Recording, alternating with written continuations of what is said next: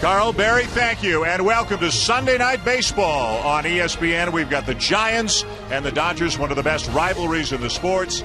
Sunday Night Baseball presented by Taco Bell. And hi, everybody, and welcome to Los Angeles. Another typically beautiful day here in Southern California. Dan Shulman and John Kruk, Buster Olney will be with us in a moment. The LA Dodgers have lost the first two games of this series. They've got some injuries, including their ace, Clayton Kershaw, who's on the DL right now, but they've got another guy starting tonight, and a lot of people consider an ace as well. Well, he is an ace, and when you talk to Don Mattingly this afternoon, they feel like they're very lucky to have this guy that since Kershaw's been injured. Think about these numbers, 6-0 last year after following a Dodgers loss. And kids, if you want to watch a great pitcher, watch Zach Greinke. Always in great athletic position, can repeat his delivery, can throw any pitch for strikes whenever he wants. He is an ace, Dan. The Kershaw injury is one big story out here in L.A. The four outfielders for three spots is like a daily soap opera here surrounding the Dodgers. For more on that, down to Buster Olney. That's right. Don Mattingly has four-star outfielders for three spots, and he said earlier today, look, I've told those guys, I'm just going to do the best that I can. He also said sometimes they might get mad at you, but at least you're up front with them. Well, for today, the logjam has been settled by an injury to Yasiel Puig.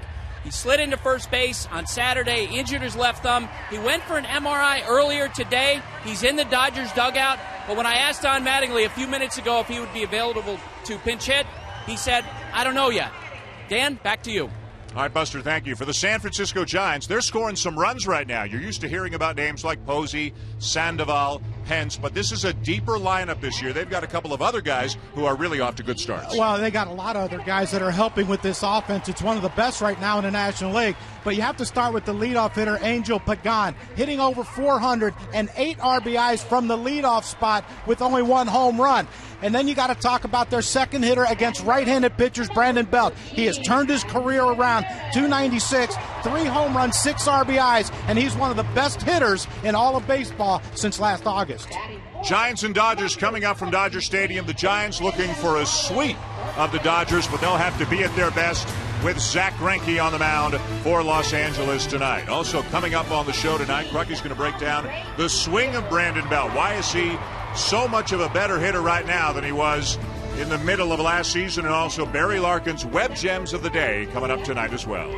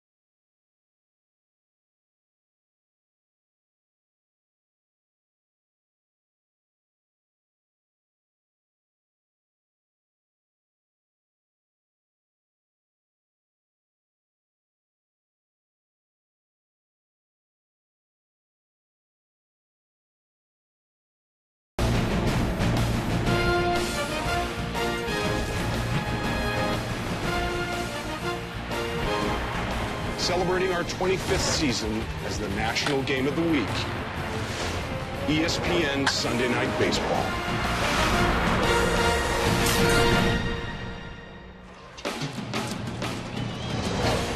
And welcome back to Los Angeles. At this very moment, the Dodgers are taking the field here as they try to avoid a sweep at the hands of their bitter rivals, the San Francisco Giants.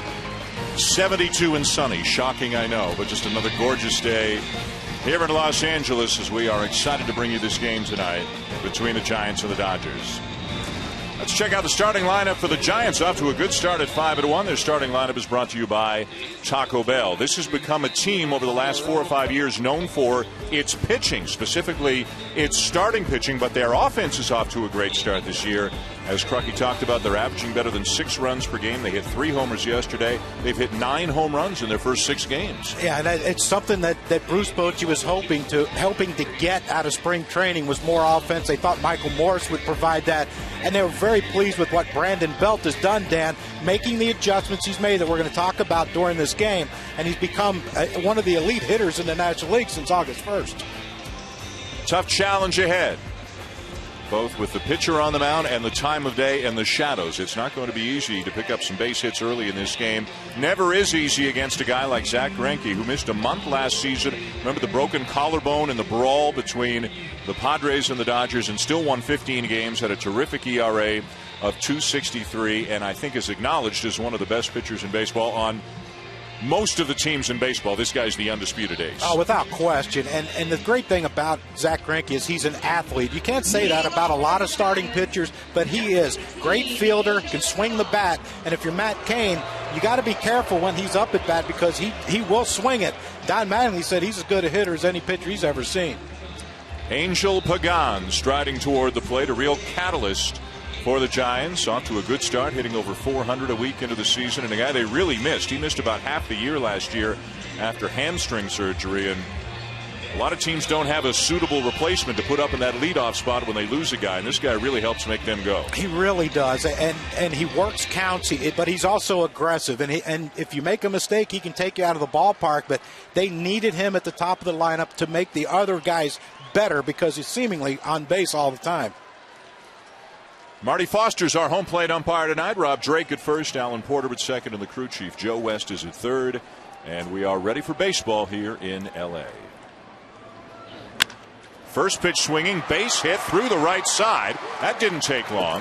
Pagan's now got a hit in all 7 games in which the Giants have played this year. Well, like I said, he likes to work the count and go deep in the count. Or with Zach Greinke, you know you're going to get strikes, so you better swing early. Now, right away, we get into a little bit of a chess match because Greinke, one of the many things that he does well, he can help control the running game. And a pretty good arm behind the plate, and Drew Butera. Pagan likes to steal a base. Yeah, but Zach Greinke's very good. Like we said, he's athletic. He can go with the slide step. He can hold the ball. He can do anything that doesn't throw him off his rhythm and keeps the runner at bay. The batter, Brandon Belt, the San Francisco first baseman, was a guy for a couple of years they've been waiting to see the improvement, the development. They saw it the last 2 months of last season. They're seeing it out of the gate this year. He's already got 3 home runs this year. He hits up in the 2 spot against righties. They're without Marco Scudero, out with a back condition. So Belt against righties hits second. Hunter Pence hits second against lefties. As we take a look now at Dumore, brought to you by Safeco.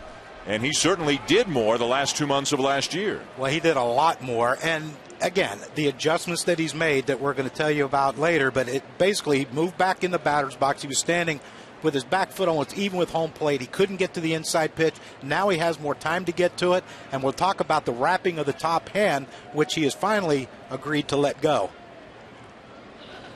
Fouled back 1-2. As we mentioned in the open, this is a lineup. You thought of Posey, you thought of Sandoval, then they picked up Pence. These are all ifs this early in the season, but if this is truly Brandon Belt, and if Pagan stays healthy, Michael Morse now with the Giants, all of a sudden it's not just a 2 or 3 guy lineup you have to worry about. It's a lot deeper. It's a whole lot deeper and a whole lot tougher to pitch to because now they do have some power in that lineup besides Posey and Sandoval and Pence.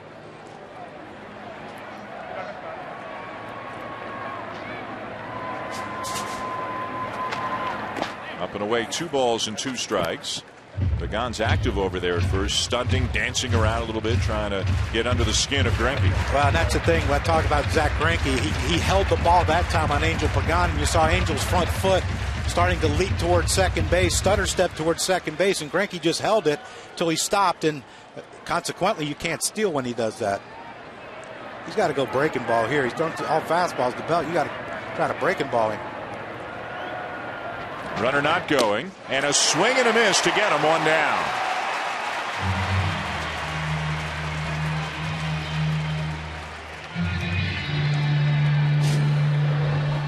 Well, he got away with a couple pitches and 2-2 right there. 92, it looked like a 2-seamer running away from Brandon Belt, and that's just a perfect pitch because it starts out on the outside corner. You think it's a strike. It runs off the plate. Just can't reach it.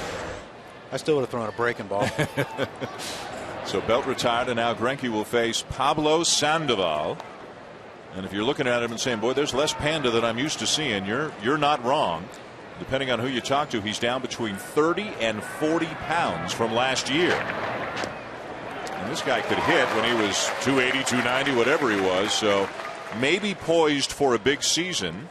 And he is in a contract year, so it's in his best interest to have a big season. And the one thing, he lost some weight, but he still hasn't lost the ability to hit anything that's thrown forward. He'll swing at everything except that first breaking ball right there by Greinke. And now he's in swing mode. Sandoval swings at just about as high a percentage of pitches outside the strike zone as anybody in baseball, but he hits them hard. He actually is a better hitter outside of the zone than he is in the zone. So if you're going to pitch around him, throw him strikes. Only A.J. Pierzynski swings at more pitches out of the zone than Sandoval did. At least that's based on last year's numbers. 1 ball, 1 strike. I'm shocked he didn't swing at that one. That's right in his wheelhouse. And it's got to be frustrating for a pitcher to, you think you make a good pitch out of the zone, and he still puts the barrel on it.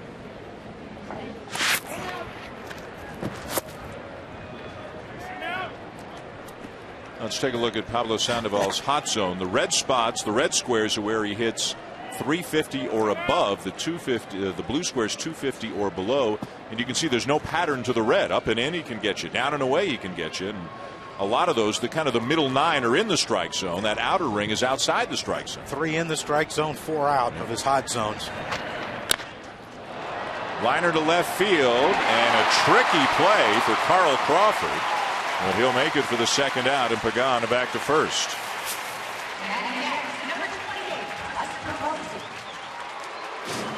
Well, the one thing about Pablo is he will swing and hit it all fields. And there's another pitch. It looked like a changeup by Greinke out of the zone. And most left-handed hitters, when they get fooled or they're a changeup, they're liable to roll over. And I'm sure that's what Greinke was hoping for. But with Pablo, you never know. You throw it out of the zone, he's going to hit it hard. So 2 down in the inning now. You can see what, depending on where you are in the ballpark, as the sun begins to set. The lights are on, but you've got shadows, you've got some bright sunlight, depending on who you are and where you are in the field right now.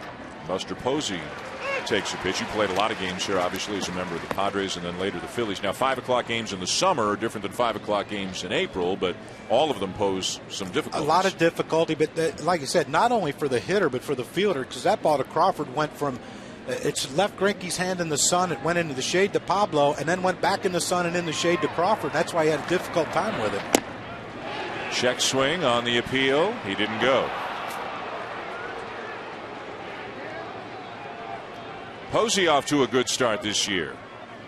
His numbers were down significantly last year from the MVP season that he put up in 2012. Remember, he came back from the badly broken leg in 2011 and had a terrific year in 2012. Hitting .336, driving in over 100 runs. Still good numbers last year. That would be another huge boost for the Giants. Not necessarily MVP numbers, but if Posey could be closer to those numbers than he was to the numbers last year, that's another big boost for the offense. Yeah, it gets better pitches for Pablo Sandoval, and it puts Hunter Pence or Brandon Belt, whoever's hitting 5th, in a position to drive in more runs because he's going to be on base.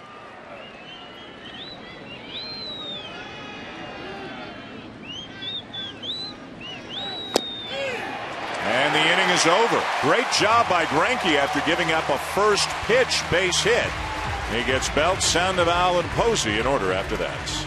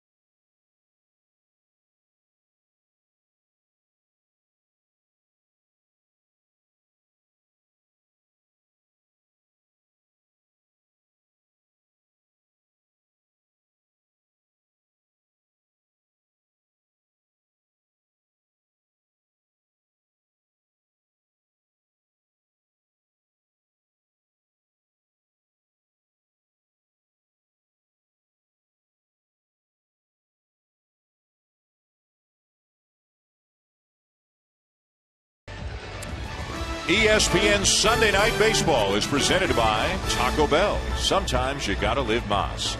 And in part by CenturyLink, your link to what's next. Very popular Santa Monica Pier, not that far away from where we are here at Chavez Ravine. Dan Schulman, John Kruk, Buster Olney. You took my thunder away with the billboard things. I forgot. It's all right. The boss is here this week. Maybe we should run that by the boss. Maybe we should just let you do it.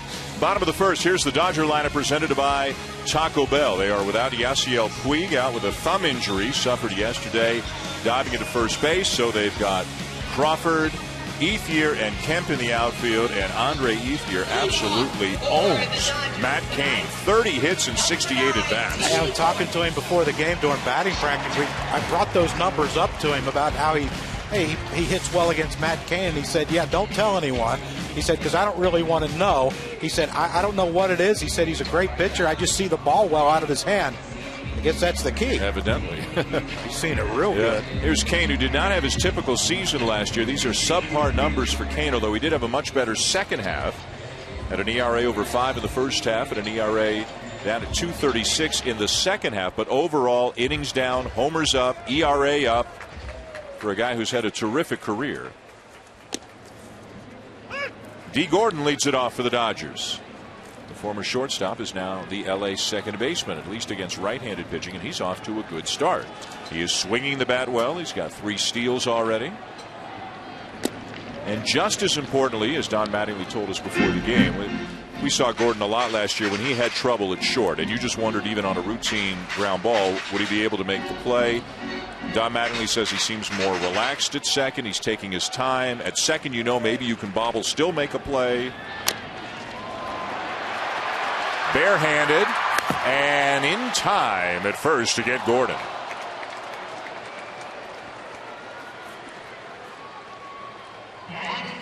Number 3, Carl Crawford.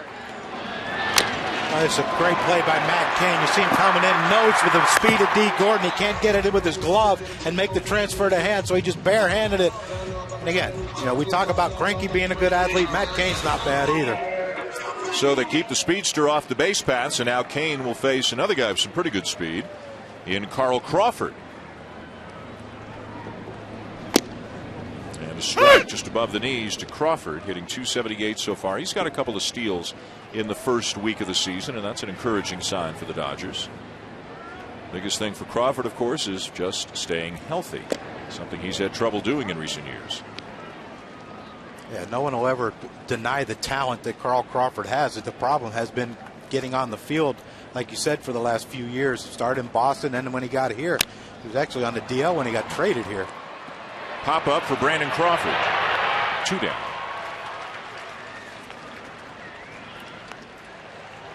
It's the conversation we had at the beginning when Buster was talking about the 4 outfielders in 3 spots. It's a nice problem to have, but it's a problem really that Don Mattingly hasn't had because it's so rare when all 4 of them have been healthy. Yeah, very rare. And again, who do you sit? And that's the big thing. And he said, I'm going to be open with them. I'm going to tell them beforehand what my thought process is and why I'm doing it. And again, they're going to be upset. Whatever one's not playing is going to be upset. And, you either live with it or you go ask someone to get me out. But you got a chance to win here. I think I would stay. Big swing and a miss by Hanley Ramirez, the number 3 hitter and the shortstop for the Dodgers. When healthy, terrific last year. But only played 86 games, as you can see, a variety of injuries. Hit .345. He's off to a slower start this year. He's at .192 right now, but the season is young. The Dodgers are 4-3. The Giants are 5-1 entering this game tonight, the leaders in the National League West. Yeah, it's funny when you're talking to players around the batting cage, you thought, what's all this panic? We hear people panicking. He said, we're 4-3. Adrian Gonzalez was telling me that. He said, we're 4-3. Yep. He said, well, what's the big deal? Broken back ground ball to first. Belt underhands on to Kane, and it's a tidy inning for Matt Kane here in the bottom of the first. Hunter Pence leads off the second for the Giants when we come back.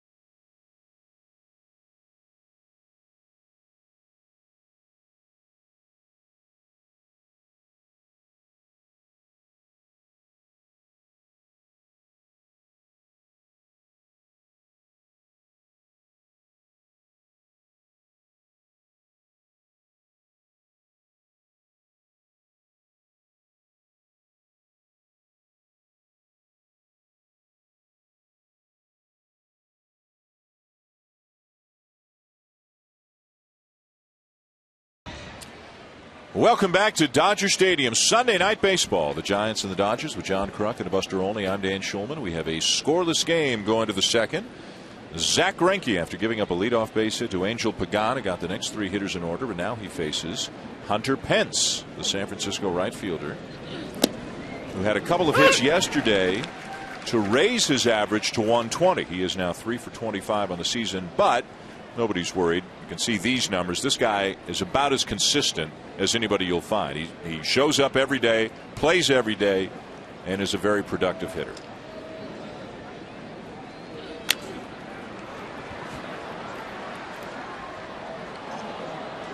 And a guy very unorthodox looking in the box, and also a guy, how do you pitch to him? Because he uses the whole field. Well, he uses the whole field, and he swings at everything, and balls or strikes, whatever. He's going to try to put the ball in play, but you would love this here because there is no one way to pitch him because the spray chart is he hits to all fields equally. chases the breaking ball, slider down and away, and that's the third strikeout already for Greinke. I think Zach Greinke, after Angel Pagan swung at the first pitch, decided, you know what, I'm not going to throw a fastball down the middle anymore. This is a great pitch to Hunter Pence because, like we said, he is aggressive, and he just threw a fastball up to him that he fouled off, and now he goes down and away with the breaking ball way out of the zone, knowing that there's a pretty good chance that Hunter's going to chase that one. Now a newcomer to the Giants, left fielder Michael Morse. Spent some time last year, most of it with Seattle, and then near the end of the year with Baltimore. And a guy who back in 2011 had his best year when he hit 31 home runs as a member of the Washington Nationals. He's got 1 homer so far this year.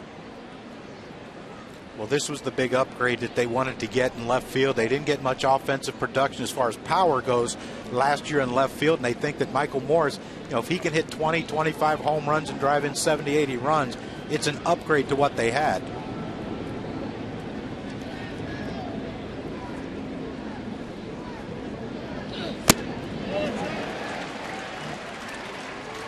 On the appeal, he went. Well, it took a long time for that appeal to develop, but it did appear clearly that he went, so the count is 0-2 on Morse. And there you can see, if you look at the production or lack thereof in left field for the Giants last year, last in the majors in OPS, runs, and home runs. So those numbers figure to improve. They might lose some defense and speed, but they'll pick up some pop. Yeah, and that's why you say if he hits 20 home runs, it's a great year, because there's a good chance that if they have a lead from the 7th inning on, he's not going to be getting any more bats that game, because they're going to be put in probably Gregor Blanco for defensive reasons. And that's what Bruce Bochy's been doing in the early going this year. Greinke went with the slider, the same pitch he got Pence to chase, but Morse wouldn't bite.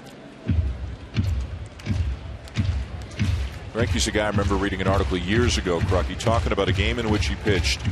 He threw pitches, it was something like at every velocity from 68 through to 94 in one game, because he throws so many different pitches, can put a little on, can take a little off.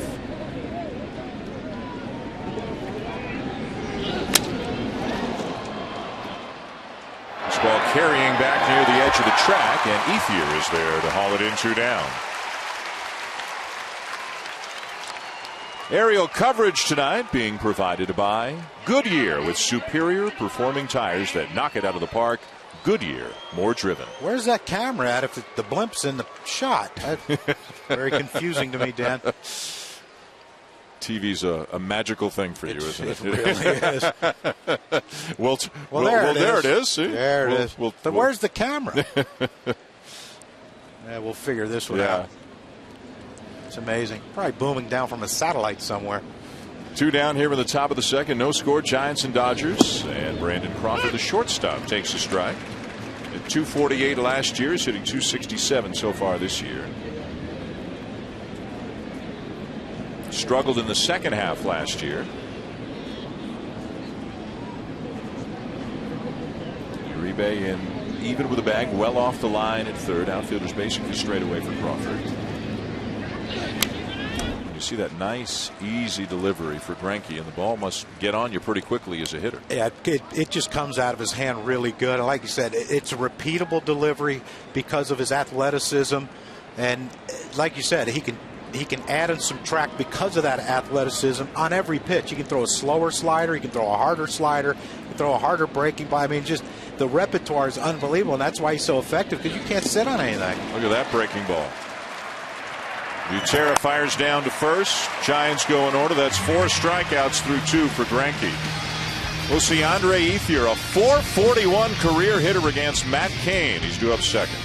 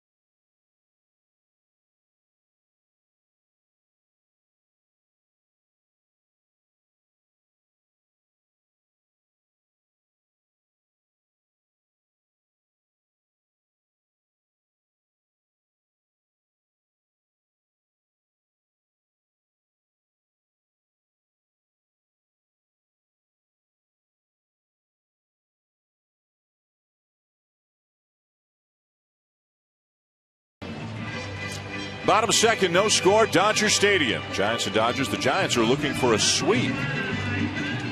Having won on both Friday and Saturday, beat the Dodgers 8-4 Friday night, beat them 7-2 yesterday.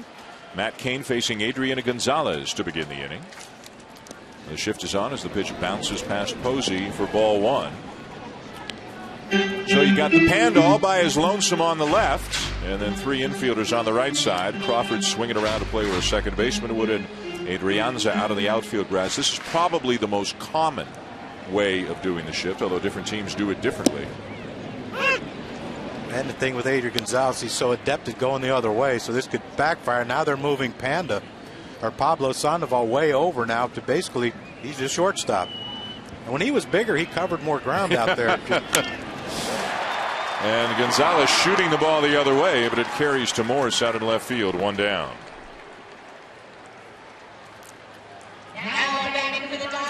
Well, that's why they have all these charts, Dan, because they had the shift on, and they're selling some foam fingers and Dodger flags, but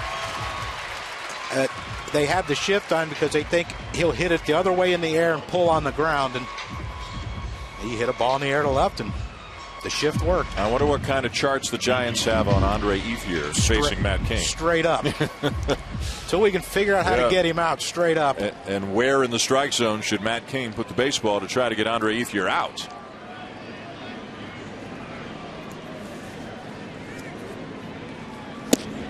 A strike. I mean, this is a pretty big sample size here, too. 30 hits and 68 at bats. This is the highest batting average for any hitter against any pitcher active in the majors right now with 60 or more at bats. I would hope so at 441. Yeah, no kidding. There's some really bad pitchers out there who pitch a lot.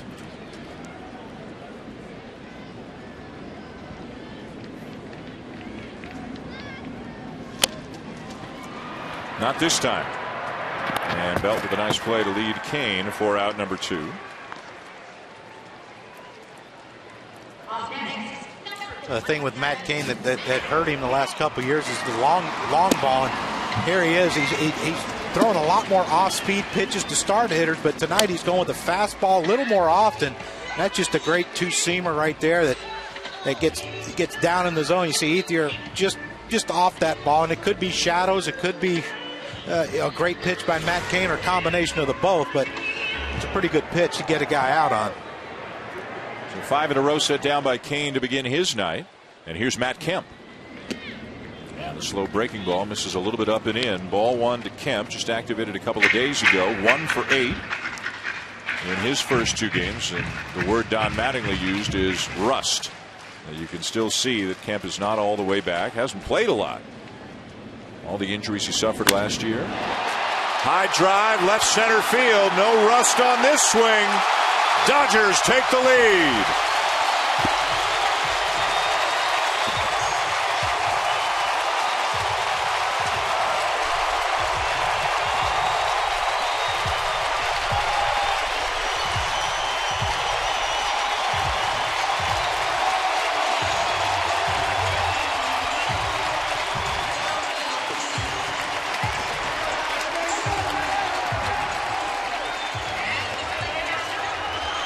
There's the home run ball for Matt Cain that he's been struggling with the last couple of years, and that's a great sign if you're Don Mattingly that he can drive the ball to left center field. That's his bread and butter. From left center to right center is where he should hit the ball, where he wants to hit the ball.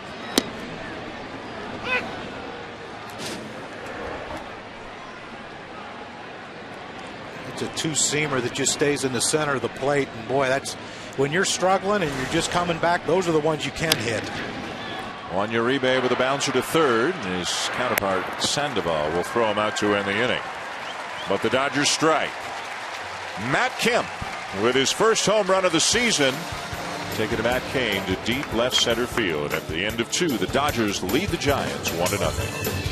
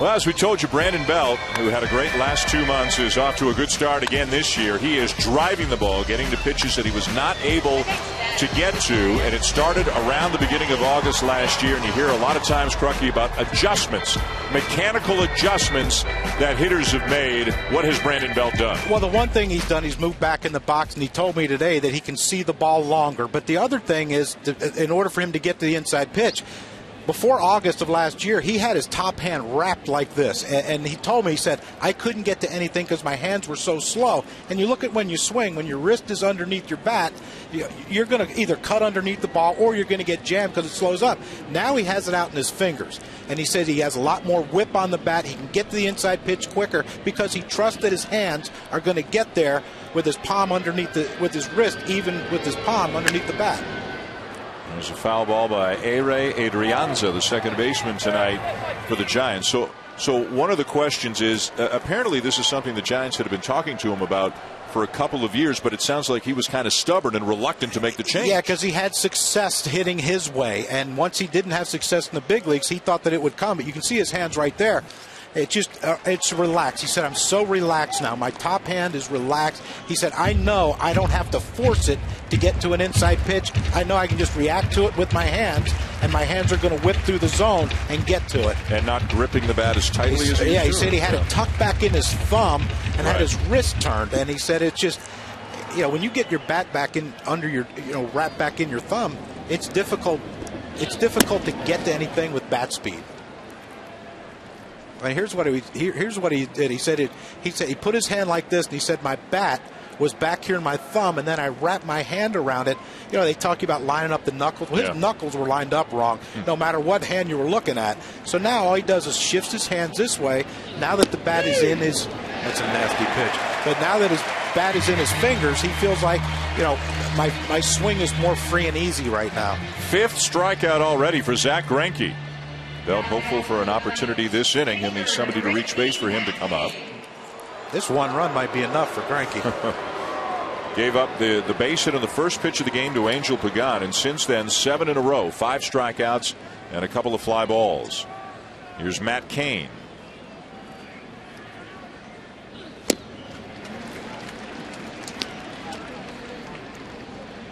Just fun to watch a guy like Zach Greinke pitch. The way he just executes pitch after pitch after pitch, rarely misses his spots.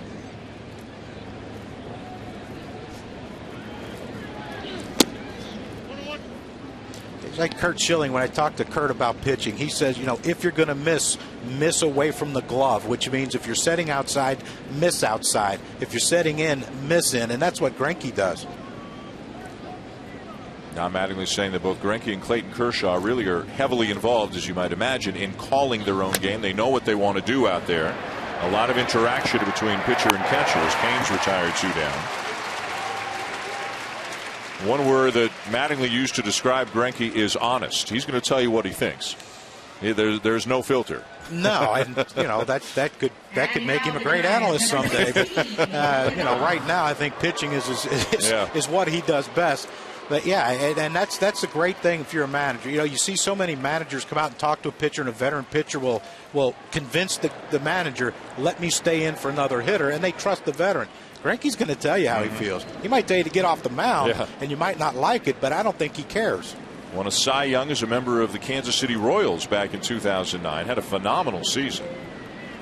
2 outs, nobody on. Back to the top of the order for Pagan, who takes outside of ball 1. That year, Greinke was 16-8, but obviously, when you hear the other numbers, you hear he could have won a whole lot more than 16 games. He had an ERA of 2.16 in the American League, and look at the strikeout to walk ratio. He was filthy that year as Pagan shortens up on the bat and takes a strike.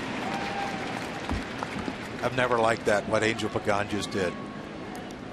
Turn and bunt, and he throws an elevated fastball. One of the few times you're going to get a good pitch from Zach Greinke to hit, and he was turning around to bunt to see what the infielders were going to do, not even wanting to bunt, just faking the bunt.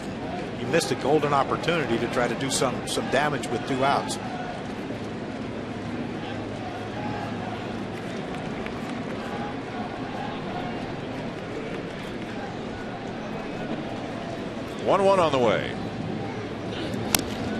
curveballs fouled back. And this is some of what we were talking about. So the curveball, low to mid 70s, slider, kind of mid 80s. He can cut the ball. He can throw a 2-seamer, throw a 4-seamer, all at different velocities in the 90s. Yeah, he's one of the few pitchers, along with Yu Darvish and Tanaka, apparently, that the catcher needs about 7 or 8 fingers. And he's around the plate. And Pagan does a great job to get to a ball that was right in on his hands, and he's 2 for 2. Now batting number 9, Brandon Belt. Now Brandon Belt, as we continue to tell his story, what's changed things around for him towards the end of last year. Look at his hot zones before August 1st. Basically, down the middle was all he could get to. Look at after. Yeah, and then, you know, you see the up and in, which is a tough pitch for a lefty or a righty, is up and in, and he's getting to that pitch now. And of course, down and in is a danger zone for any left-handed hitter to go there. But he's also getting to the pitch away too, so he doesn't have to cheat in now to get to the pitch. You know, but he can still get to the pitch away. Ball skips away a few feet from Butera. Pagano won't risk it. Drew Butera getting his first action of the season tonight. A.J. Ellis, the normal starting catcher for the Dodgers, getting the night off. Has played every game and also has a bit of soreness in his knee. Butera is back there. And that's the thing about Greinke, too, that makes him so difficult to steal on, is he's ahead in the count. And when you get ahead in the count, like he did his last at-bat to Belt with Pagan on first base, you know, the risk of a pitch out is too great for a runner to take.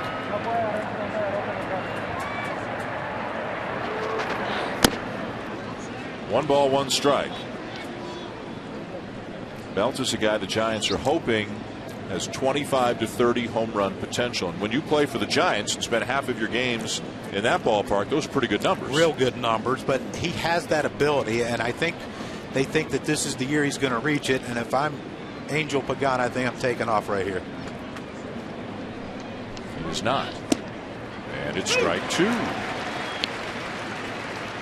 Only 3 bases stolen against Zach Greinke all of last season in 7 attempts.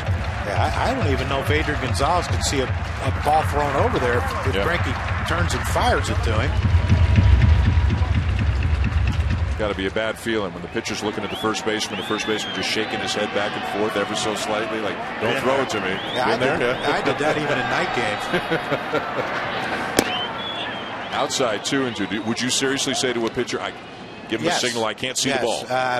San Diego was bad about that. And later in the season, at Jack Murphy, Qualcomm, whatever it was, Jack Murphy when I was there, but it was bad in the first couple innings because they had an open pavilion there and the sun shined right through it.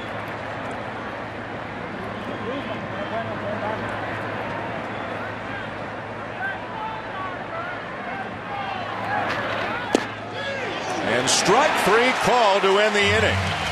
6 strikeouts through 3 scoreless innings for Zach Greinke. Pagan's gotten to him for a couple of hits. Nobody else has done anything at all. And as we go to the bottom of the 3rd, it remains Dodgers 1, Giants nothing.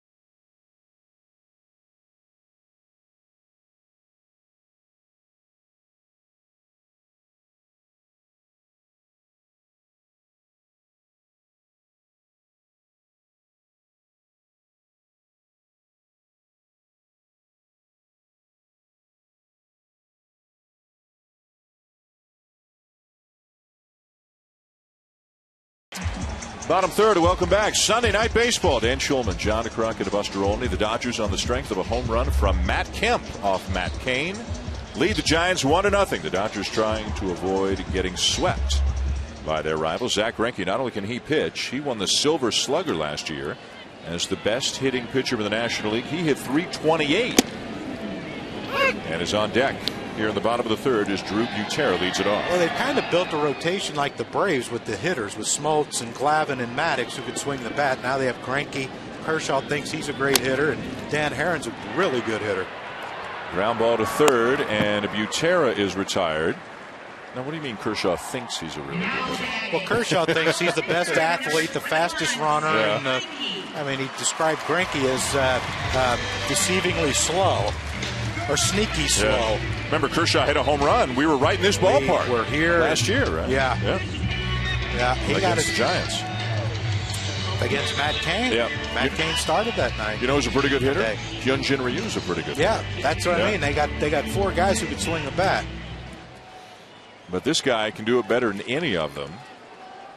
19 for 58 last year. He also walked 7 times.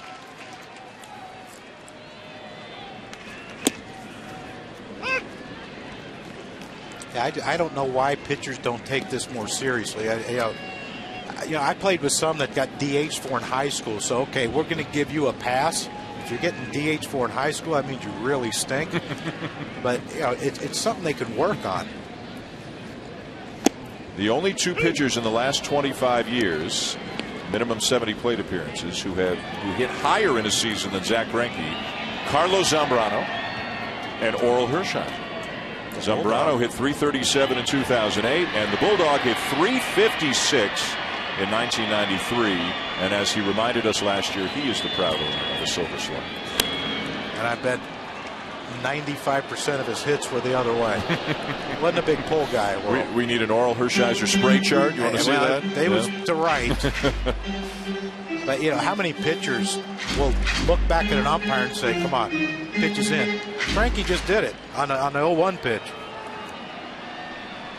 And you got to trust him. He knows the zone when you're hitting .330 or whatever. Lays off, a ball and 2 strikes.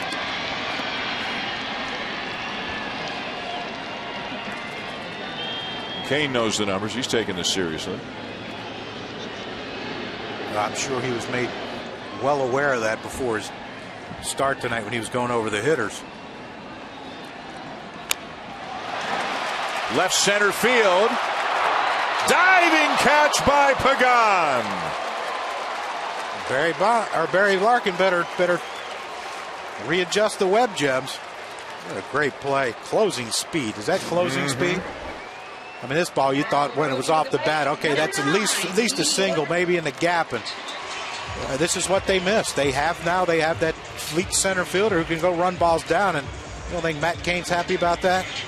One out, and now you don't have the pitcher on base. 2 outs with no one on. Beautiful thing. And a little point to the. I'm sure Matt Cain is pointing back at him. So once through the order, Cain's retired 8 of 9, but the other guy, Kemp, got him for a home run. That's the only run in the ball game. And back to the top of the order for D. Gordon, who shows bunt and takes inside a ball 1. Well, that's a typical leadoff hitter. I'm going to take a pitch to let my pitcher get a rest. Yep. I mean, he jogged 90 feet. I'm sure he's tired. Well, they tell us that Gordon's put on 15 pounds of muscle between last year and this year. He still looks like you want to give him a good meal and fatten him up a little bit. But Don Mattingly says the ball's got a little more jump off the bat. He is stronger this year. Yeah, when he first came up, it looked like he could do hula hoop with a Cheerio, Very thin man, but he needed it. He realized he was going to have trouble competing. Yeah. At this level with that weight, and, give him credit. He could. I mean, I gained 15 pounds every offseason too, and I was like every offseason. I was already chubby before I went to the offseason, so it's not a hard thing to do, Dan. If you just follow my regimen. Your regimen. That's one word for it. What would you call it? I didn't know you had a regimen. Do you know how tough it is to get from the couch to the kitchen? Come on, all winter. Full count on Gordon. They list him at 5'11", 172. How tall are you? 5'10". When's the last time you were 172? 10th grade. That's the program. That's the problem right there. That's not the problem. That's the program. Oh, that's the program. Gotcha. That's the regimen. Bouncer to second. Inning over. Terrific defense this inning. Angel Pagan with a sprawling catch out in left center field. Still 1-0 Dodgers.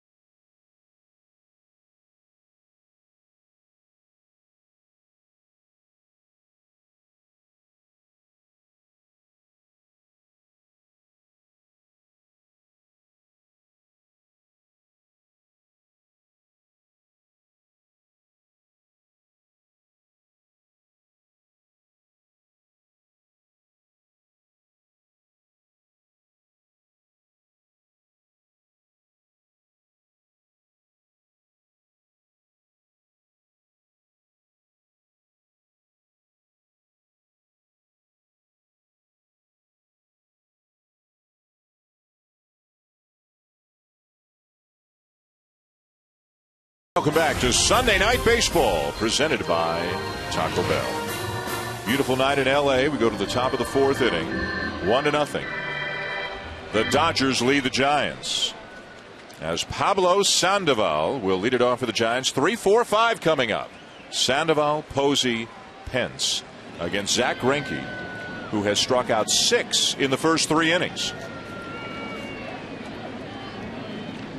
3 swinging, 3 looking. Sandoval hit a fly ball to left field, really more of a sinking liner that Carl Crawford made a catch on back in the first. Well, it may turn into a season-long story for the Giants, especially if Sandoval has a good year, but he's in his walk year, free agent at the end of the season. And reports are that the Giants and Sandoval's agent, have talked. As the curveball is popped up down the left field line, it drops foul. Buster, what do you hear about how far apart they are? Well, guys, they've actually been exchanging proposals over the last 24 to 48 hours. I am told they are not close to a deal, but there is cautious optimism that a deal will eventually happen. We should keep in mind that the Giants have a history of keeping their own free agents. Last fall, for example, they signed both Hunter Pence and Tim Lincecum before they hit the market. The difference with Sandoval, of course, is that at least until this year, he had a ton of trouble keeping the weight off. And it was a big concern for the Giants. It was not something that they took lightly as he stays alive. Would you feel comfortable giving this guy, say, a 4-year deal? You know, I think that's better answered for the Giants people who know him well and you know, that he trusts that he's going to tell them the truth. You know, are you going to be this guy or are you going to be the other guy who we had to leave off a playoff roster because we didn't think you could help us? And I hope he's this guy because, you know, the Giants need him. because you're not going to find many third basemen that do what he does now in baseball. So he'd be a tough guy to replace. But if he's going to say, okay, I got my money, I got my deal, now I can do whatever I want. I don't think he's that type. I don't. I think he's happy right now where he's at as far as his body goes and as far as where he wants to play. 0-2. And a fastball rides up and in. And you have to remember, too, now, this coaching staff and this manager, you might not want to go anywhere else because that grass ain't always greener no matter how much money they give you. And, I mean, that guy right there, he's a peach. He's adorable, Dan. He's an adorable man. You go way back with him, right? Yeah, my rookie year, he was on the Padres, and he's, putting up a Hall of Fame resume. 2 World Series championships, and very serious about his craft, but doesn't take himself too seriously. No. Got a nice chuckle when I said that if he gets in the Hall of Fame, that guy that does the sculpting is going to be have his work cut out for him. Yeah, his work cut out for him with that one. Terrific change up there by Greinke, and it was all that Sandoval could do to get the end of the bat on it. One down. For the Giants, number 28, Well, the 0-2 pitch, he threw him a high fastball, tried to get him to speed up his body, and when he does, looking for another fastball, you see how out front he is, and that's just a reach, and I don't care how fast you are or how much weight you've lost, you ain't beating that one out. Now Posey, caught looking his first time up.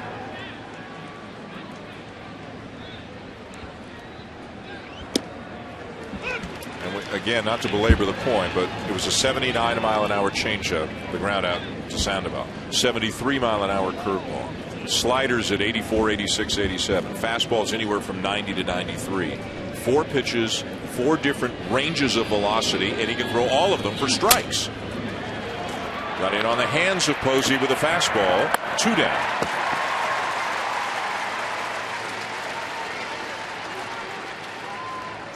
Now Hunter Pence. And he put on a show in batting practice today. The thing about Hunter is usually your first couple rounds you try to shoot the ball the other way just to get your timing and get loose. He's loose when he gets to the ballpark, and he hit that one on the roof. I mean, that's long. And ho-hum. He's a show. I mean, you'd like to see him in the home run derby because every swing in BP's max effort, and I don't think he would tire out in the home run derby. And he chokes up on the bat, too, and still generates a lot of power. Well, he said that he had a poster of Barry Bonds as a young man or your kid, and saw that Barry Bonds choked up and thought if it's good enough for Barry Bonds, it's good enough for me.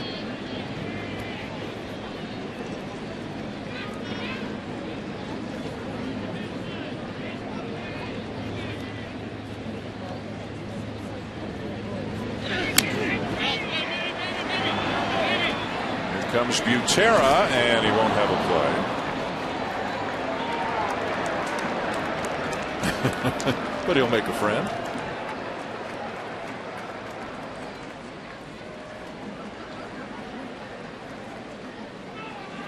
And there's the poster you were talking about. Yeah, and 2 very similar hitters. I mean, Barry was a free swinger who never walked. And, I mean, the similarities end between the two. Yeah.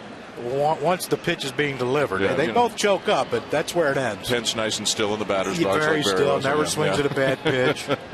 And Barry was just, he was just wild up there. I mean, another ground ball. Boy, Greinke is on top of his game. He just took care of 3, 4, 5 with 3 weak ground balls. We'll hear from Giants manager Bruce Bochy when we come back.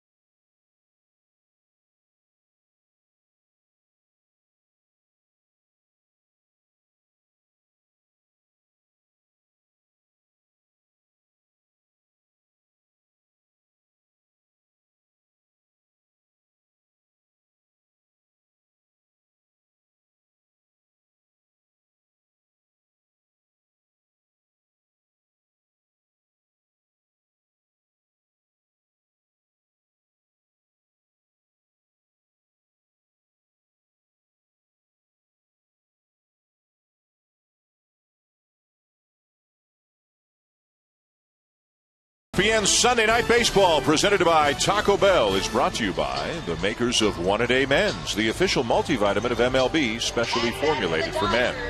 And Transcendence from Warner Brothers Pictures in theaters April 18th. Going to the bottom of the fourth, the Dodgers lead the Giants 1-0. Time now for some FaceTime, brought to you by Edward Jones, Buster Olney, and Bruce Bochy.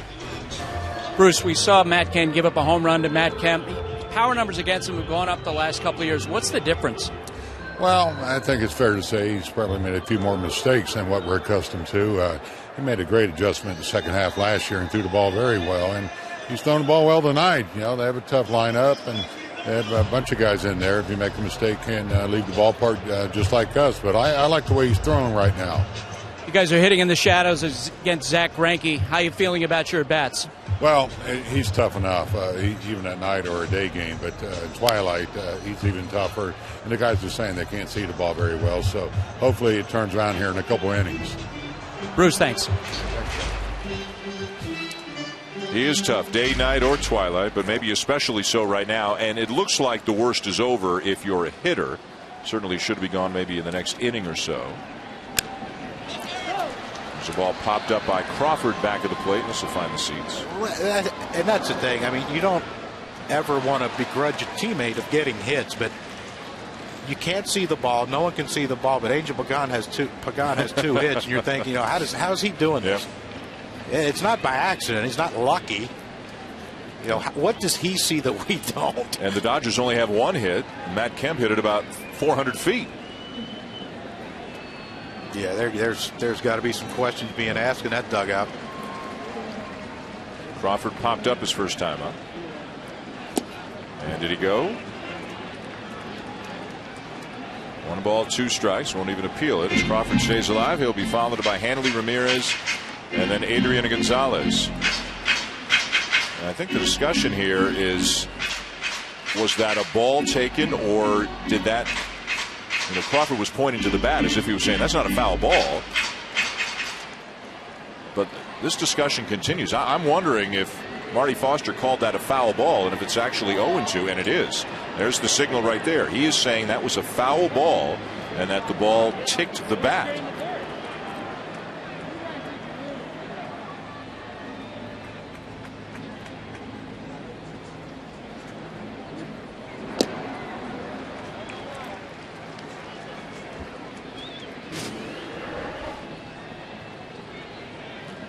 And Crawford's got quite a case.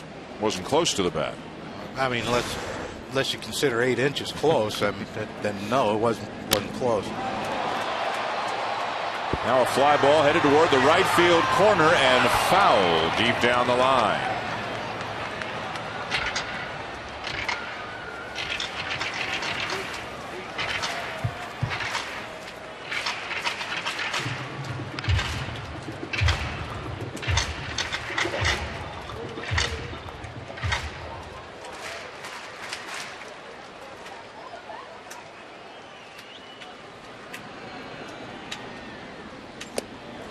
Look at that pitch. Looked like a changeup diving down and away from Crawford for out number 1.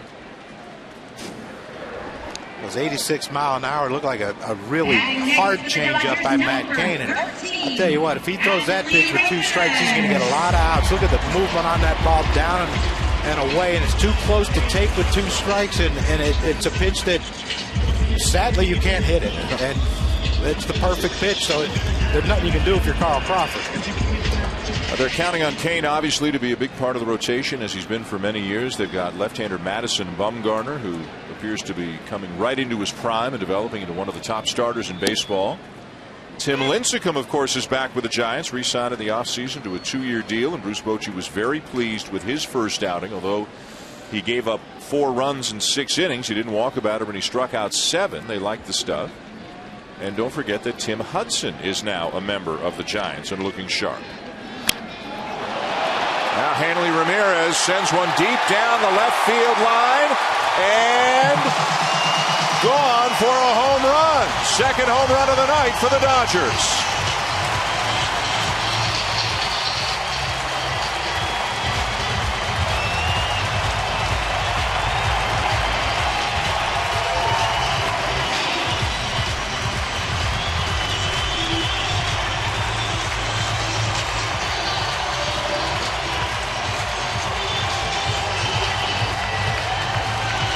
told him to do something special for us tonight, and he said, "What do you want, Poppy?" I said, "I want a home run." And lo and behold, there's that changeup again. They threw to Carl Crawford that went down and away to Crawford, but down and into Hanley Ramirez. And Hanley, this is a beautiful swing. Look at the balance, the extension, the follow through, the high follow through, and he hit that one so far that the bullpen didn't get it. That's a long one. There's Adrian Gonzalez right near the back of the bullpen. A deep home run for Ramirez, his first of the season. He and Kemp have homered, and it's 2-0 Dodgers. Now Adrian Gonzalez rips one fair down the right field line. And he can coast into second base.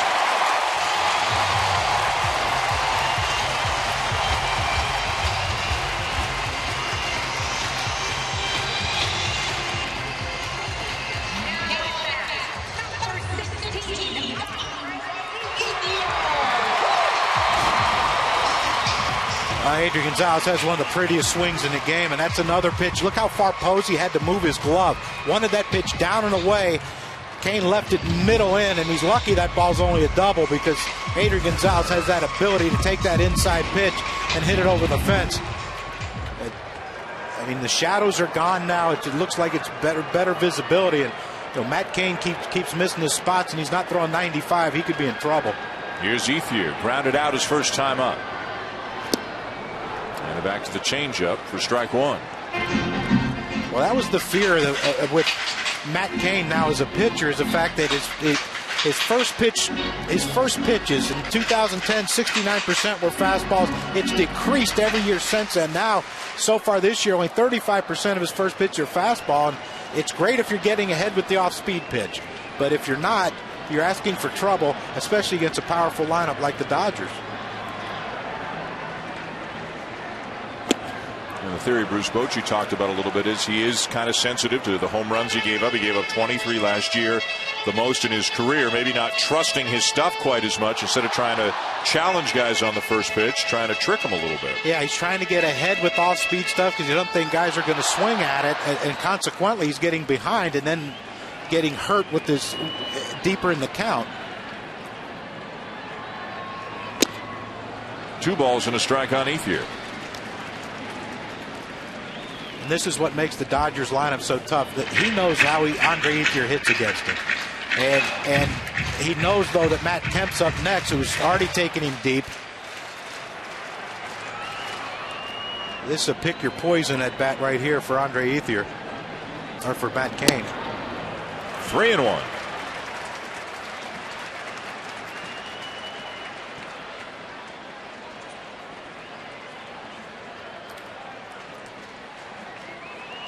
Oh, this is where when you hit a guy like Ethier hits Matt Kane, you're 3-1. You're zoned in on a one certain pitch against every pitcher, but you know if you're going to see it out of his hand, you're going to get a good swing here. He got a pitch to hit, but he lifts a fly ball into medium depth left center. Easy play for Pagan. So now Kemp, who took Kane deep in his first at bat tonight.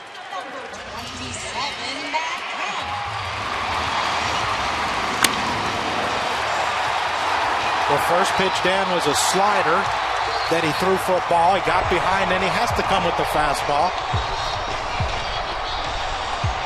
Middle, center cut.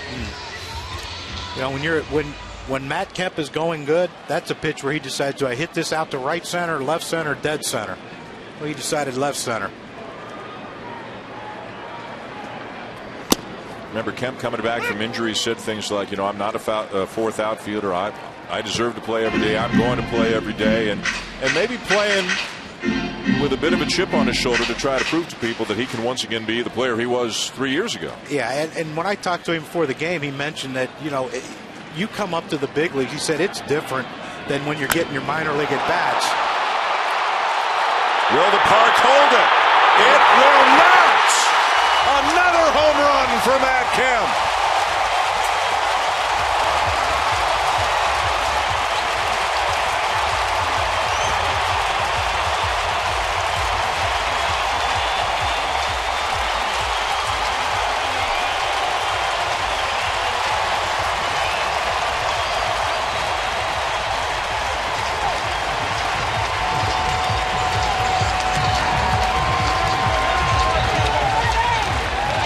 talked about it, the power at left center to right center is where he needs to hit the ball. Don't worry about hitting it down either line.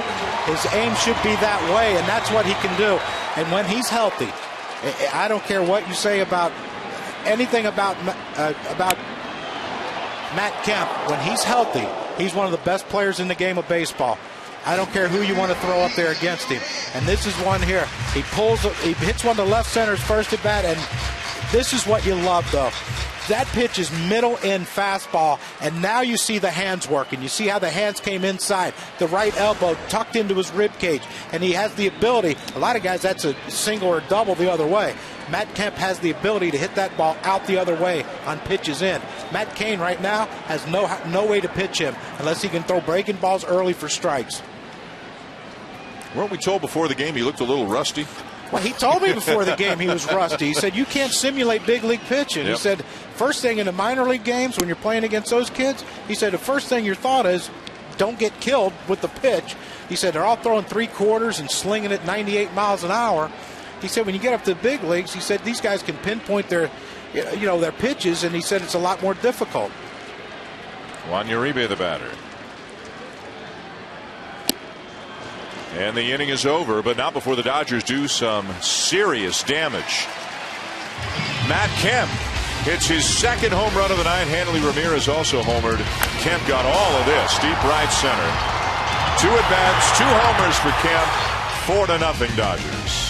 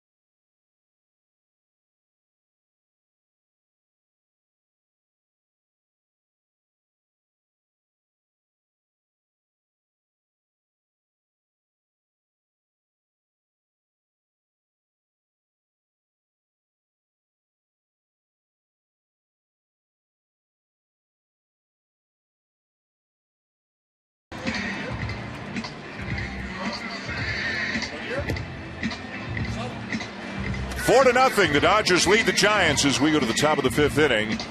3 home runs in the game for the Dodgers, 2 by Matt Kemp and 1 for Hanley Ramirez. Time now to get some FaceTime brought to you by Edward Jones. Don Mattingly with the Buster Olney. Donnie, Matt Kemp with his first 2 homers of the year. How is his swing different this year from last year? I think we've seen early in spring training that the power was back. Looked like he was getting an extension with that front arm with the high finish. Obviously the ankle wasn't there yet, but we did see a lot of good swings in spring training and a lot of the pop back. Zach Greinke was good in his first start. Seems even better tonight. What's different? I think he's just getting stronger. This guy, he just missed a little bit of time there in spring training with the calf. He's always good. Thought he was good last time out with his off-speed stuff. Tonight looks like he's got a little better fastball. Donnie, thanks.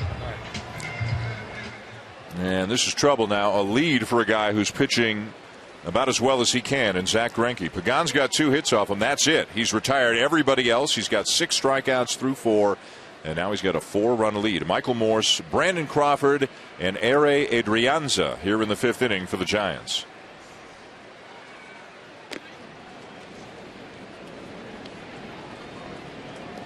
Morse with a fly ball to right field his first time up.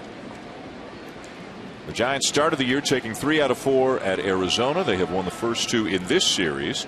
They play their first 22 games of the season against division rivals.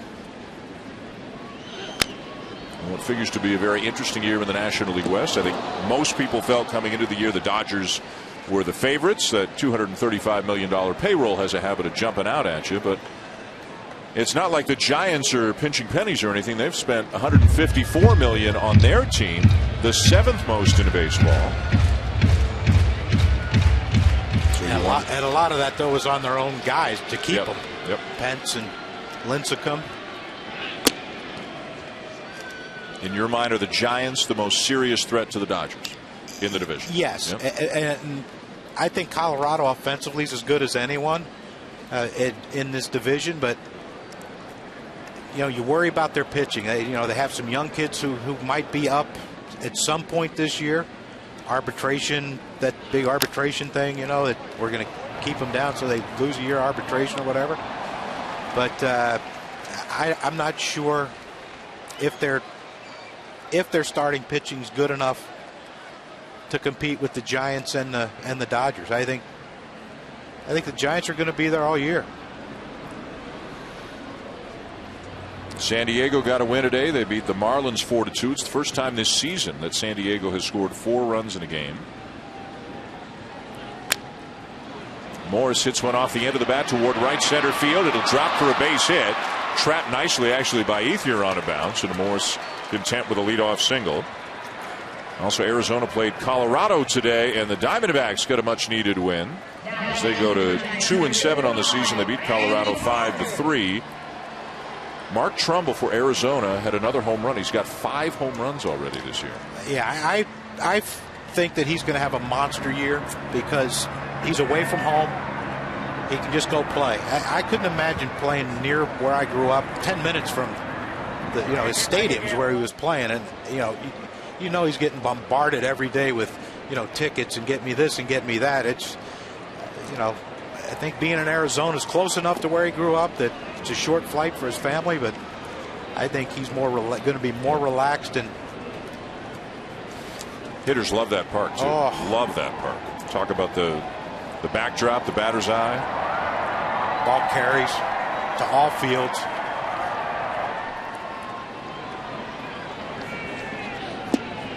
Brandon Crawford, the batter, with a count of ball and a strike. Crawford struck out his first time up. And this is really the first inning that Greinke's actually pitched with no shadows. And we saw what happened to Matt Cain in the inning he pitched without shadows. 2 home runs and gave up 3 runs. Morris leadoff single by Morris. See what we got. And on his hands and pulled foul.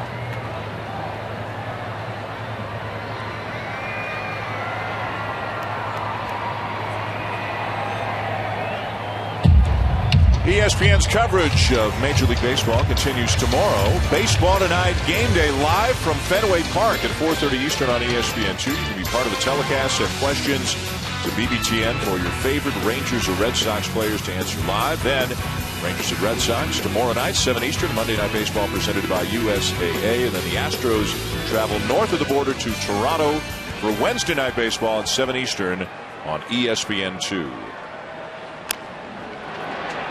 Ripped foul this time. And it remains a ball and 2 strikes on Crawford. The Texas Rangers, who lost just about everybody in their rotation in the spring, it's very early. They're only a week in, but Darvish came back and pitched well today. Great. And, week by week, they're getting guys back. They're getting guys closer. And they're probably still going to be a force in that division. Yeah, without question. And, their offense is different now. I don't think it's that big, let's pound you, but they still got guys who are clutch hitters, and Adrian Beltre's as good as they get.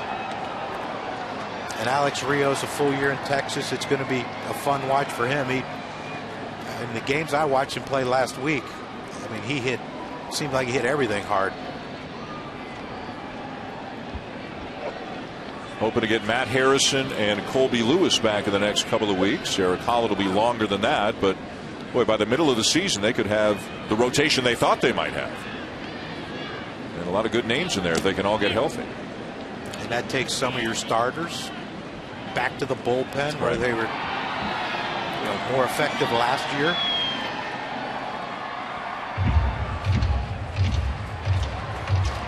Lots of business, lots of people. Dodgers have been the talk of the town over the last couple of years after the ownership change and all the money they put into this team, the trades they made, the signings they made. Crawford gone, and he knew it.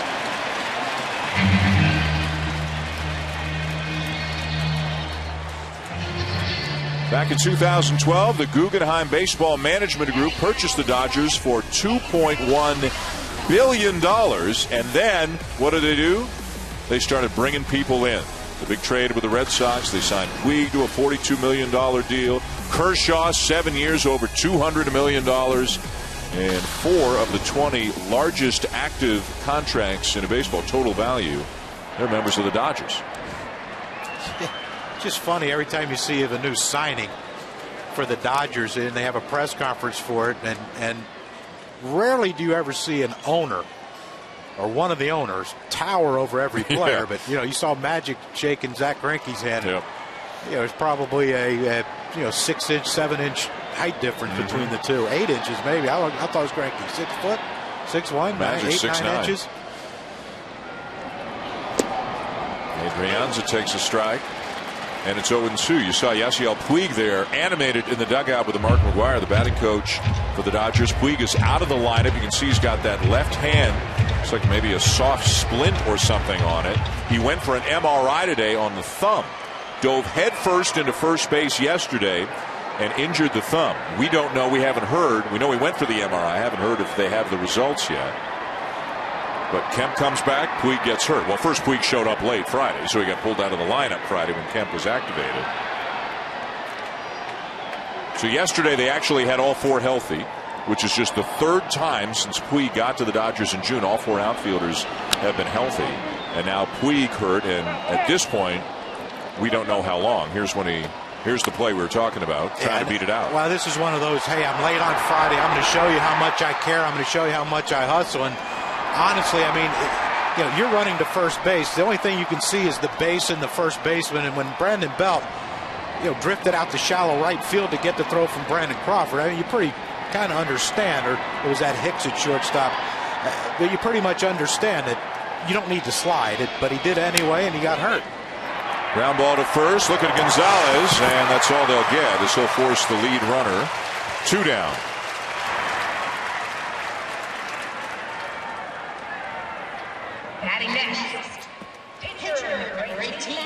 So it's already been an eventful season for Yasiel Puig, and we're still in early April.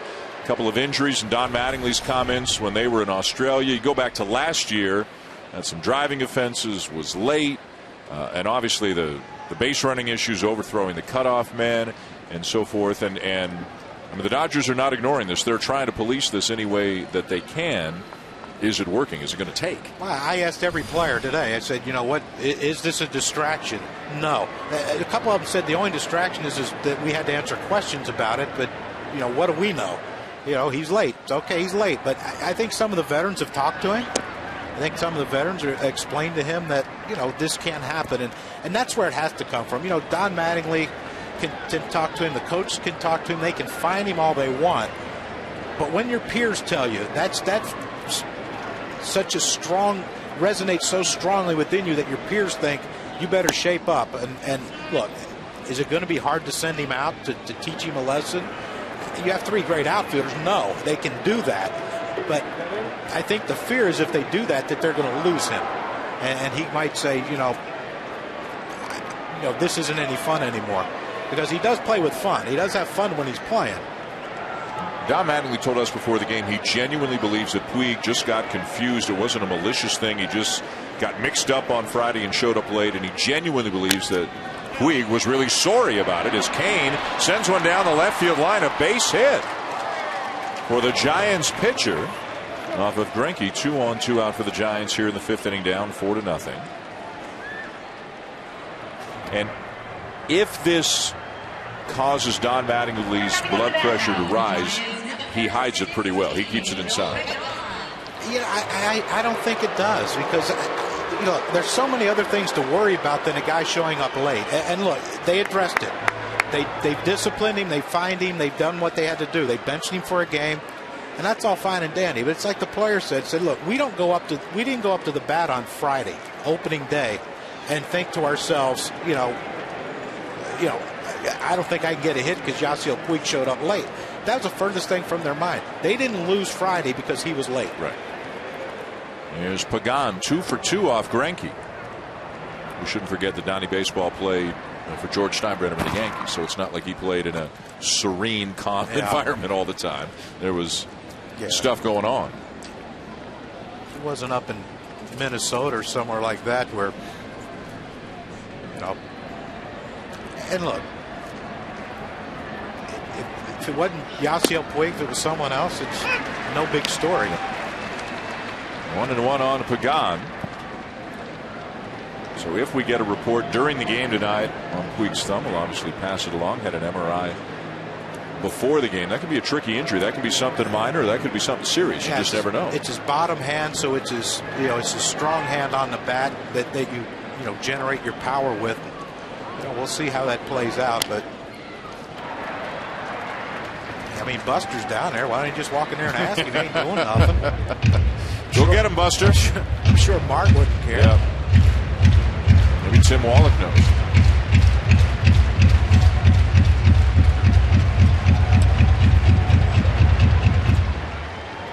Doesn't seem 210. Certainly having some laughs with a couple of his coaches.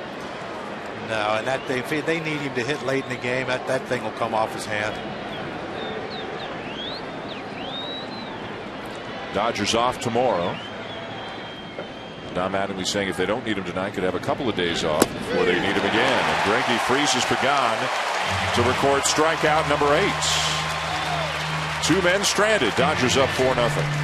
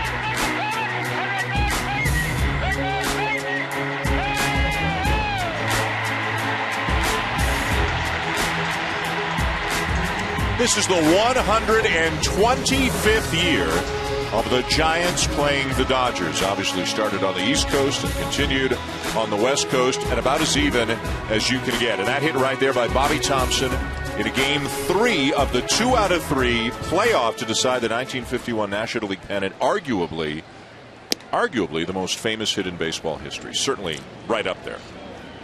More famous than the Ruth called shot? Supposedly called shot? Supposedly called shot. Well, that was a special day in my life. My oldest brother was born that day. And you thought he was going to be named Bobby. Why wouldn't you? I mean, if that's what I mean. If it's the most famous home run, my dad would have named him Bobby. But he named him Joe instead. But how about this? So the Giants and Dodgers both put Brooklyn and New York, obviously. The Giants are 12.5 games back in the middle of the season. Storm back. They have a 16-game winning streak. And then later on a 7-game winning streak. They forced the tie. 2 out of 3 with a trip to the World Series. Back in those days, you won the league, you won the pennant, you went right to the World Series. There were no championship series, no division series, nothing like that. No wild card? No wild card, nothing like that. And the Dodgers took a 4-1 lead to the bottom of the ninth in the third and deciding game when Bobby Thompson hit the home run off Ralph Branca to win it.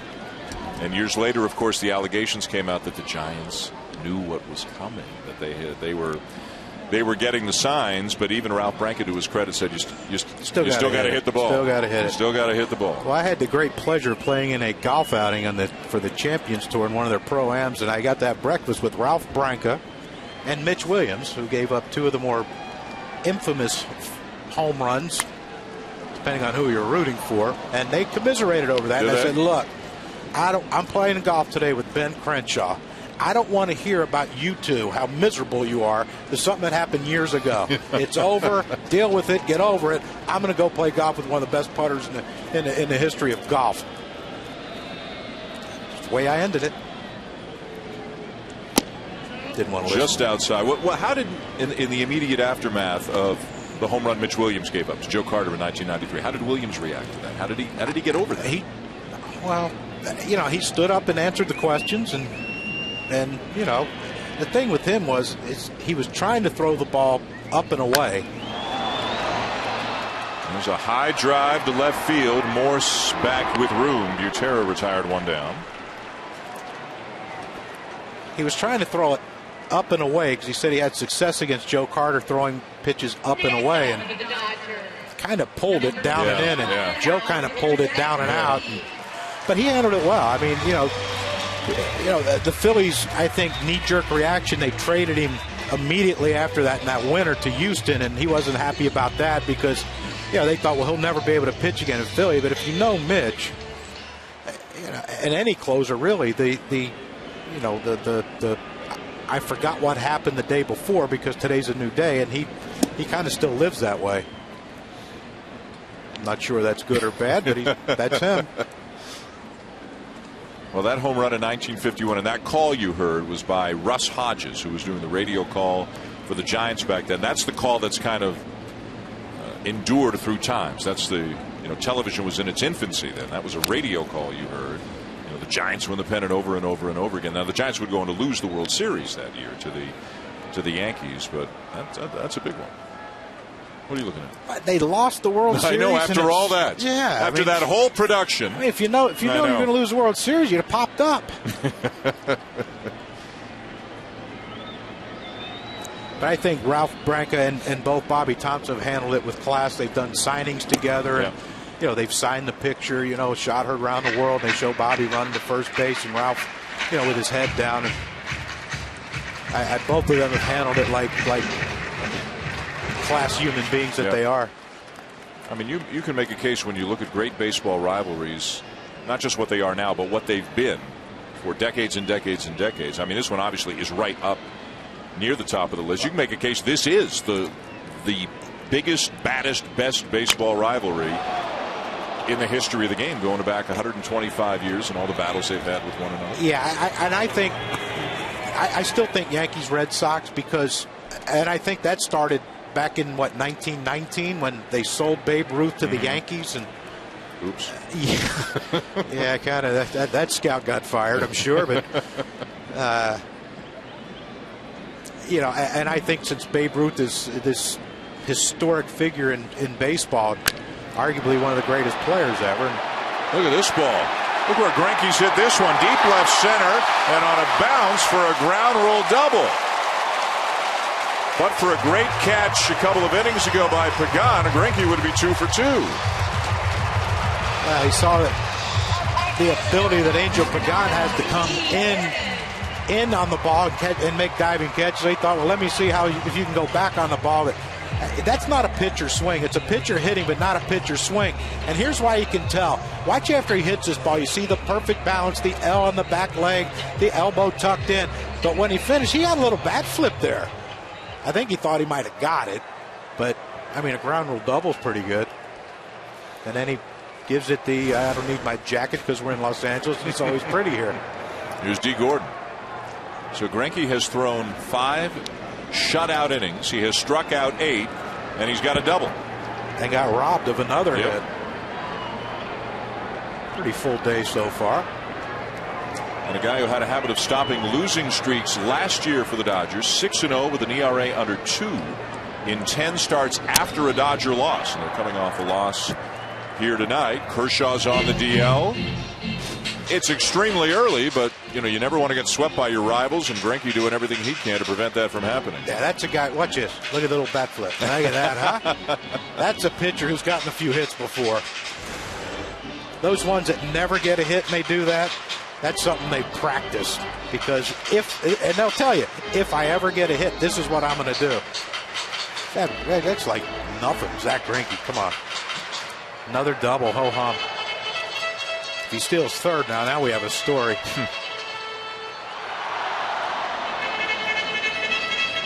A little payback, too, because Kane got a base hit off him last time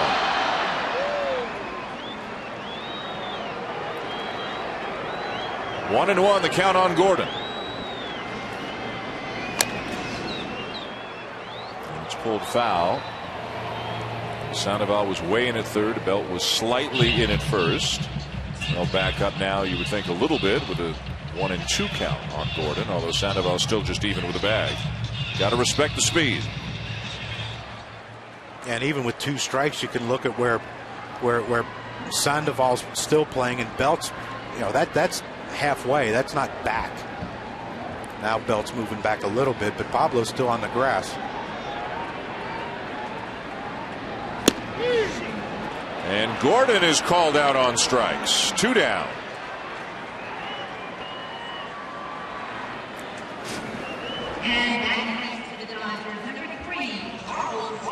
Oh, there's that slider, and that's a backdoor slider by Matt Cain, and that's a good pitch because lefties give up on that pitch. They think it's away, and then it breaks at the last second over the outside corner. And D. Gordon got caught looking.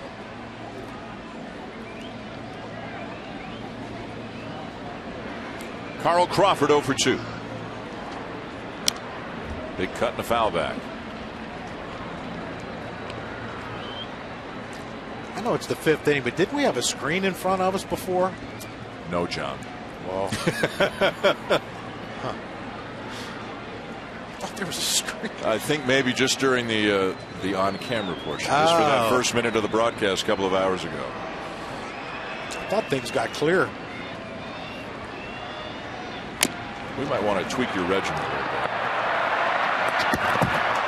Belts over to Kane to end the inning as the Greinke double is stranded. We've seen some really good defense tonight. Angel Pagan making a sprawling catch earlier. Barry Larkin's going to show you his web gems of the day when we come back.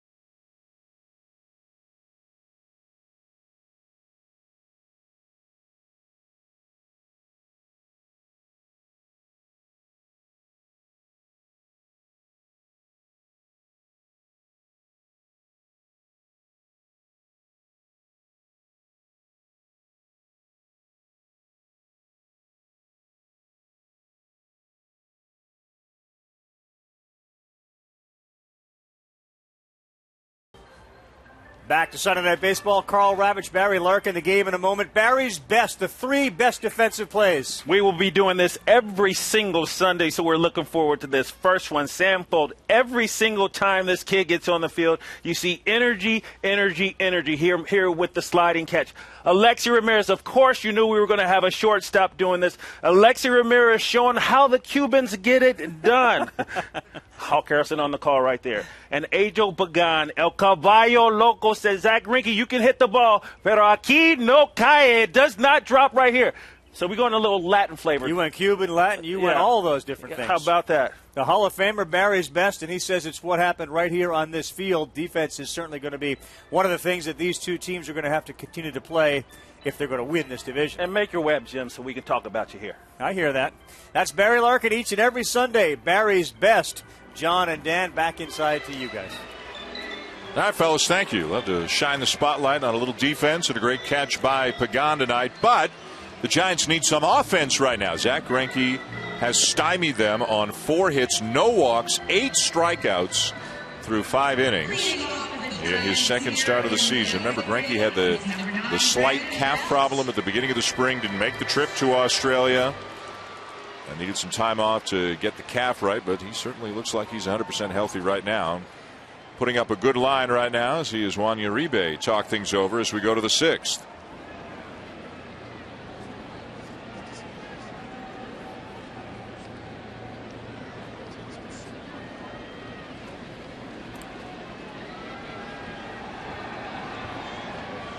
Belt's already been announced. Think everything's all right with Greinke? It's a pretty long conversation there. Yeah, when he was on second base, when he hit the double, he was crouched down a lot, and it looked like right there he called Juan Uribe over to give him some time. I don't know if he's tired or what, but you mentioned the calf issue, and you wonder if there's something going on here with Greinke. Well, last thing, and not to speculate that there is an injury, but last thing they need is another injury to a pitcher with Clayton Kershaw on the DL. And really it seems uncertain right now when he'll be back. Brian Wilson is on the DL with an elbow problem. Cautiously optimistic it's minor, some nerve irritation. They don't think it's anything more serious than that. He's had Tommy John surgery twice, so. I mean, there he goes again, crouching down like there's something lower back or. I don't want to speculate because I'm not a doctor, but he didn't do it the whole game. Why start now? Belt gets a piece. They've also got Josh Beckett, Chad Billingsley, both trying to come back from injuries as well. Greinke's a guy they need to be right at the top of that rotation until Kershaw comes back. And there was a big delay before this pitch, and maybe that's just the his comfortable position for taking a breather. So Angel Pagan out in center was on one knee. Then maybe it was that much time between pitches, but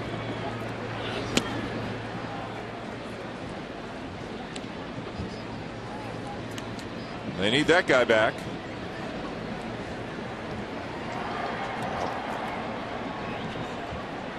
There's a bunch of other teams, 14 other teams in the National League don't think so. Yeah. But 4 of them in the National League West specifically pretty excited. Now Belt drives the ball. Right field, deep and gone. 4th home run of the season for Brandon Belt.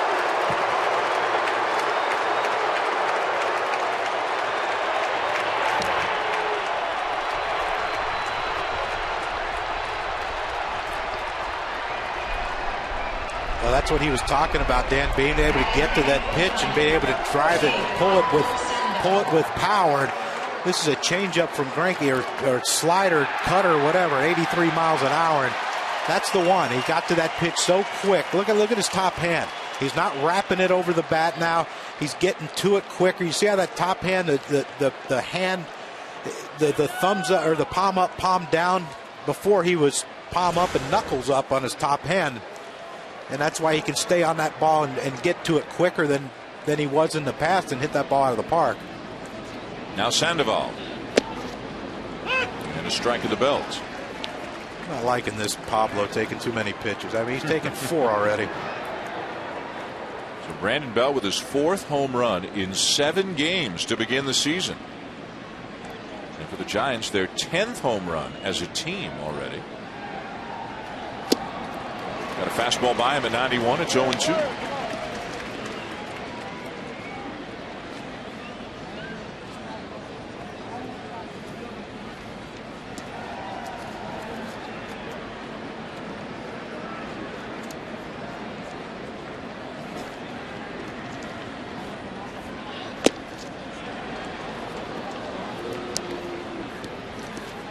That's the hardest ball Greinke's thrown tonight. It's 93 miles an hour. Perhaps he's not hurt. Giants, it took them 18 games to hit 10 home runs last year. It's taken them 7 games to hit 10 home runs this year. Missed outside, tried to backdoor him with a slider. Tell you what, the way the Yankees are going, it's going to take them about 60 games to get to 10 homers. Bronx Bombers have 1 home run, hit their first today. Brett Gardner hit. And that power guy, Brett Gardner, got him on the board.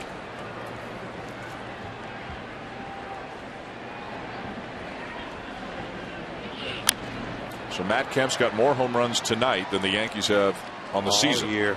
Yeah.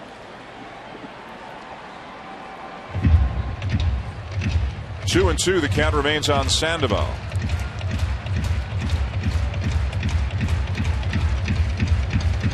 Run in. Nobody out. Posey on deck. And the Giants have cut into the lead, now down by 3. Giants winning the first 2 games of the series. Curveball. Greinke's got it. That's your garden variety 1 unassisted. Aerial coverage tonight provided by Goodyear with superior performing tires that knock it out of the park. Goodyear, more driven. Buster Posey, the batter.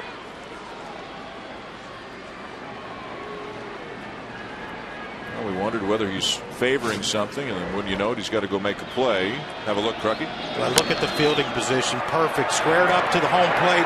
Once the pitch got to Pablo Sandoval, and the quick first step. You don't have to be fast to be quick, Dan.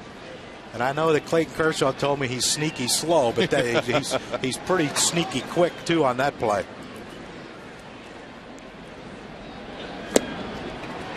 With a breaking ball, and Posey to an E, comes up empty, 0-1. Jamie Wright is up in the Dodger pen. Yeah, that's tells you something.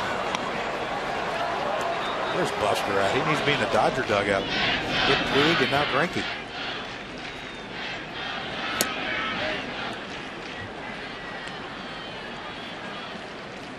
Remember, Don Mattingly, we mentioned this before, told us that more than anything, Greinke's honest. If there's something wrong, he'll go up to him and say, can't do it, got to do it, whatever the case may be. So we'll see if they have a conversation at the end of an inning. Whatever it might be, if anything, it hasn't been serious enough that it's warranted a trip to the mound. Yeah, because it's just strange because, you know, Crawford, the second hitter, made the last out, so it's not a situation where you're going to pinch hit and you know, double switch or anything. I mean, it's not that situation where you're going to pitch hit for Greinke, so, and he's pitching well. 90 pitches on the night.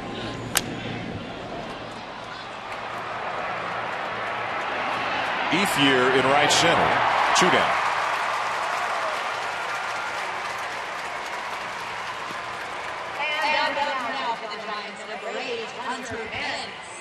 Major League Baseball, People Magazine, and Target are looking for outstanding teachers in your community. 30 teachers will be recognized at the 2014 All-Star Game, July 15th. Log on to allstarteachers.com to nominate your favorite teacher today. MLB.TV Premium, the #1 live streaming sports service, celebrating 12 years. Join the millions of subscribers.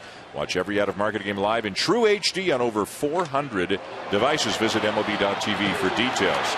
This is a no-doubter. Hunter Pence goes the other way. Second home run of the inning for the Giants.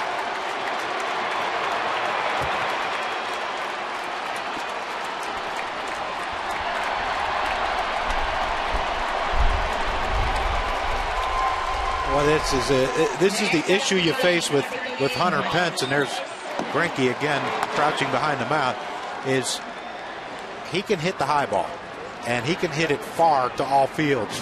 We saw the batting practice he took. Now, here's another one where Butera wants it down, and that's just up in the zone. Watch these hands, though. They drop, they drop, they drop. And then they come back up, and that's how you can get to that high pitch, because he pops them back, bounces them back up. And I mean, when he hit that ball, if you weren't watching, you would swear that a lefty power hitter hit it. Well, Ether took about one step and said, Kemp didn't even move, and that went halfway up in those stands. And here comes the skipper. So Greinke's night appears as if it's going to come to a close. Has the signal been made?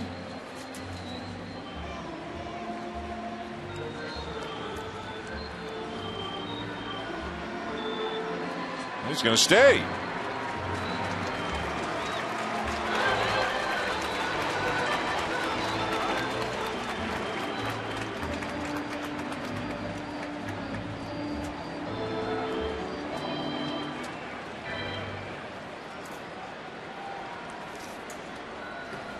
It's interesting. That's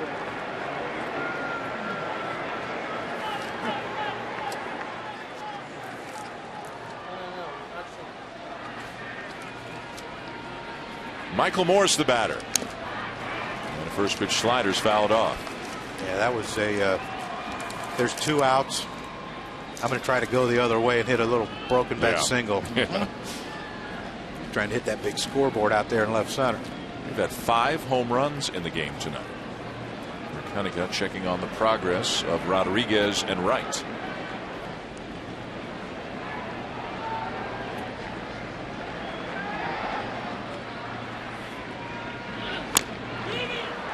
Didn't mean to hit it off the end of the bat, but he did, and the inning is over. But 2 home runs for the Giants. Brandon Belt, his 4th. Hunter Pence, his 1st. And the Giants have cut the deficit in half here this inning. We'll go to the bottom of the 6th at Dodger Stadium, 4-2 LA.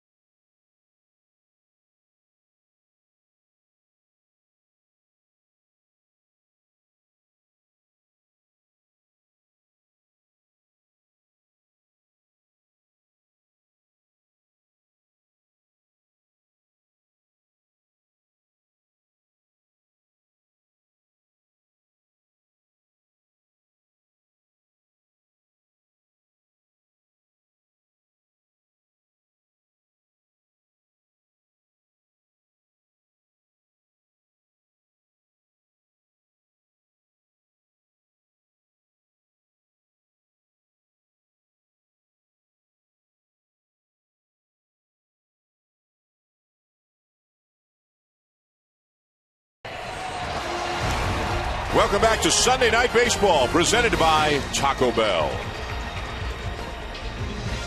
Bottom of the 6th inning here at Dodger Stadium. A couple of home runs in the top half of the inning for the Giants. Home runs by Brandon Belt and Hunter Pence, and all of a sudden it's 4-2.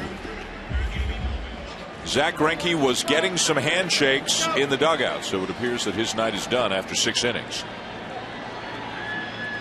Hanley Ramirez leads off the bottom of the 6th against Matt Cain. Sends one down the left field line, and this is going to get down and into the corner. And Ramirez is now 2 for 3 with a home run and a double.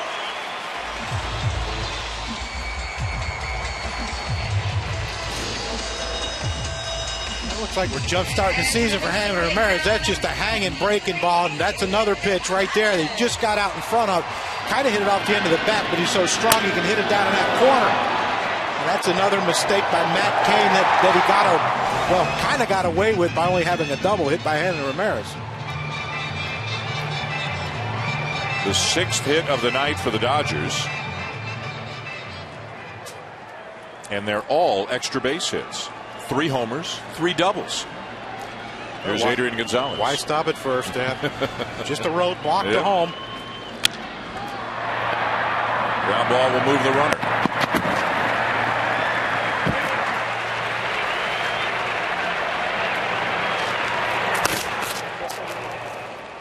That's a great at-bat by Adrian Gonzalez. Even though he's the 4th hitter and an RBI guy, he wasn't trying just to hit a weak grounder to the right side and get him over. He was trying to get a hit right there, but it was a pull. He's trying to get a pull hit, and he gets Hanley Ramirez to third base now, and got a guy that's hitting $1.5 million against the guy pitching, and you got a good feeling about this, getting this run in from third base. Giants bring the infield in. Ethier has grounded out and flied out. Looking to add on here after the Giants just got 2 in the top half of the inning. The Dodgers looking to extend the lead with Ramirez at third and 1 out.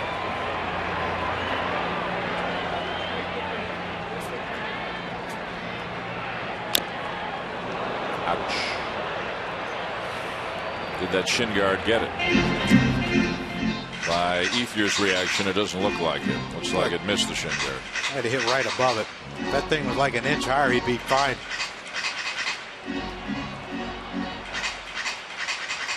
I like it when you hear announcers say, "Oh, that hurts." No kidding. I mean, just whack yourself in the leg with a hammer and see how that feels. It's pretty much the same feeling. Yeah, just above missed. It. Yep. I hate when that happens. Yeah, that doesn't go away within the at-bat. No.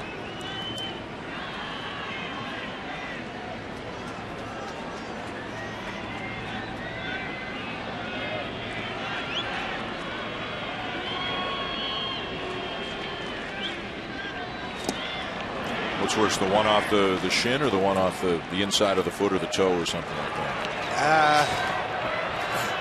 Well, I've done them all. Let me think. I broke my toe once hitting one off it, but so that didn't feel too good. But the one in the shin, because you know you're going to do it again, and that's the thing. You don't know when, but you know it's going to happen again. And before it gets better, that's when you're going to do it. He did not go. A ball and 2 strikes, and you know they're probably going to keep throwing the ball in on him because pitchers are like that.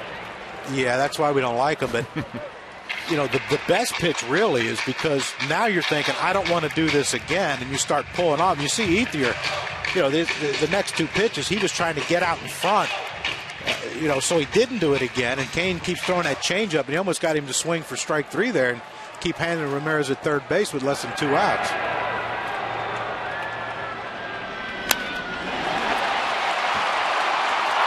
This will be plenty. Pagan will make the catch up against the fence, and an easy tag and score for Ramirez to make it 5-2.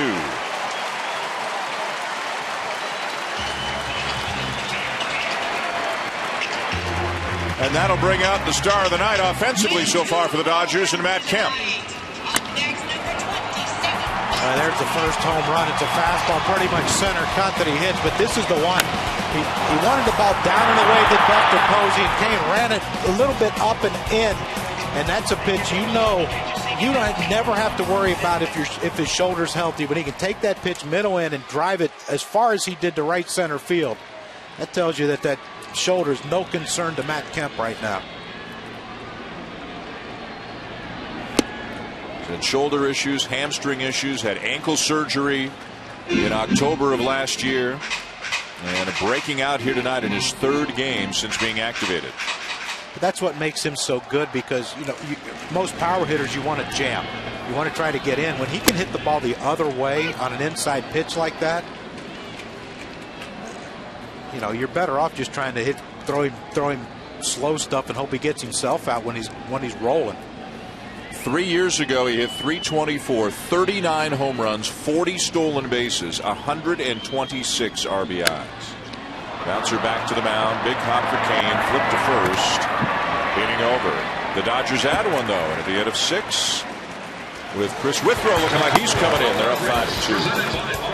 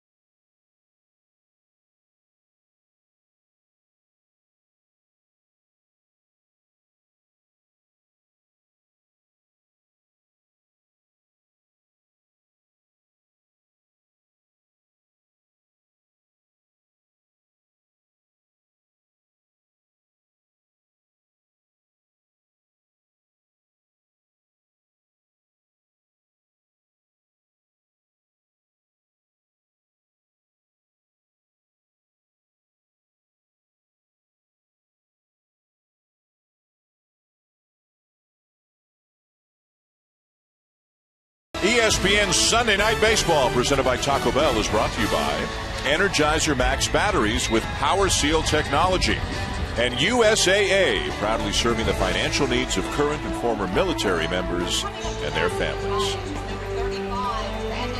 Here's part of Crucky's regiment. You know what? I was just there. Doing that? Well, yeah, I did it before he did, though. Top 7, beautiful night. Dodgers 5, Giants 2, down to field level with Buster Olney. I'm here with Clayton Kershaw. Clayton, you just shook hands with Zach Greinke as he went by. What did he tell you about his night tonight? Well, I just, we talk about hitting a lot, so I asked him what pitch he hit, and he hit like a little slider cutter from Kane tonight, and, he looked great. He was fun to watch, hitting every spot pretty much, and, his changeup and slider are pretty nasty tonight. Clayton, you're on the disabled list. What are they telling you about your situation? Yeah, it's kind of a weird deal. There's not really a timeline or anything like that. It's just kind of do as much as you can do without hurting it, and then, try to push past that every day, try to get a little bit better and better. So as far as a date or a timeline, I'm not sure. I'm trying to be patient, but, hopefully it's, sooner rather than later. What are you doing to fill your days? I don't know. It's been tough. Obviously you watch the games and, get to be with your teammates and stuff like that. But, I'm pretty much doing the same things I always do, except I'm not getting a pitch. So that's kind of the rough part about it. But, trying to enjoy it, trying to, have fun with the guys. And, hopefully I'll be back soon enough. I've seen Matt Kemp go through some struggles last couple of years dealing with injuries. What's it like to see him tonight with a couple of home runs? Yeah, I'm sure he feels great about that. He looks great. His swing, even in BP you can tell that he's getting that pop back to center field, right center field, where he used to hit a lot of his home runs. So you see him doing that in games against, a really good pitcher in Kane. That's a good sign. How do you feel about the start you guys are off to? It's been a weird start, honestly, just with, Australia and then, going to San Diego, having some off days. We have a ton of off days. So, overall, I think we're weathering the storm as best we can, and it'll be nice to get on a normal schedule. Clayton, thanks. Dan, back to you. All right, Buster, thank you. Pretty good analysis there from Clayton Kershaw on a number of levels, but I think all that Dodger fans care about is when Buster asked him, or the thing they care about the most is when Buster asked him, what's your timeline? And it's kind of vague, right? Yeah, I have no idea. Yeah. That's that's not the answer I'm sure Dodger fans want to hear. No, he's not stepping up the throwing. He's doing some throwing, but can't quite push it to that game level intensity. It's a muscle in the back, up near the shoulder, behind the shoulder, but it's not the shoulder. But boy, this is starting to get into the indefinite. I mean, you just don't know right now. It's getting into, if you're a Dodger fan and even a teammate who doesn't understand, which I'm sure none of them do, because I don't think Clayton understands, is now it's getting to, oh boy, you know what's going on, because they know how much they need him if they're going to get to the postseason and go deep into the postseason. He's the guy that's going to have to, he's the guy that they're counting on, and right now he's not there. They might not need him if Withrow keeps pitching like this. Chris Withrow comes in out of the pen and strikes out Brandon Crawford and Adrianza. This is Kershaw before the game today. On the DL along with Brian Wilson, Chad Billingsley, Josh Beckett. So all of a sudden, Beckett becomes a guy until Kershaw comes back that they need to count on to try to get back. And Beckett was coming back from a thumb injury, and then in his last rehab start rolled his ankle. Yeah, fielding a bunt, which when you're not doing a lot of baseball drills, it's I guess it can happen. It did happen to Beckett, but it's just one of them weird ones because that's not something you expect. Gregor Blanco will bat for Matt Cain. Now Billingsley he's on the track to come back sooner than later, right? Still a few weeks. Now the Dodgers fortunate in a sense they've had a ton of off days. Yeah, they had to go to Australia, but in part because of that, as Brian Wilson looks on, he's also on the DL with an elbow problem. They've had 3 off days already. They've got 1 tomorrow. They've got 1 Thursday. They've got another one next Monday. But they are going to need a 5th starter Wednesday, Don Mattingly says. They want to give Hyunjin Ryu an extra day. They want to push him back. He's already started 3 games for them. So potentially, could it be Beckett? Could it be Matt McGill, a pitcher who's pitching for them at AAA right now? And there's an old saying in baseball, and it's been around for a long time for a reason. You can't have enough pitching. No, just when you think you do, it comes back and bites you. It's bitten the Dodgers right now. What you go into the season thinking, okay, this is our strength. We can build off this. Yes, we're going to have a great offense. But we have great starting pitching, and now you're scrambling for a 5th starter. Withrow strikes out the side. Comes in out of the pen and gets Crawford, Adrianza, and Blanco.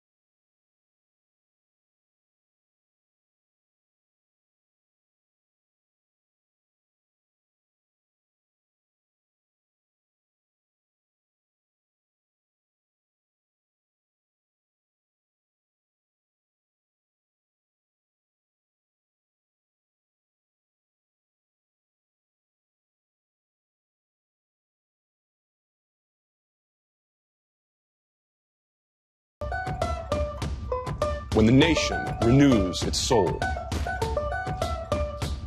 when we revive our spirit, two-seam or four-seam. Great job by Greinke. Matt Kemp. High drive, left center field.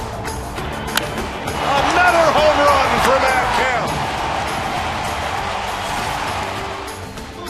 Kemp. Welcome back to Los Angeles, and a big special thanks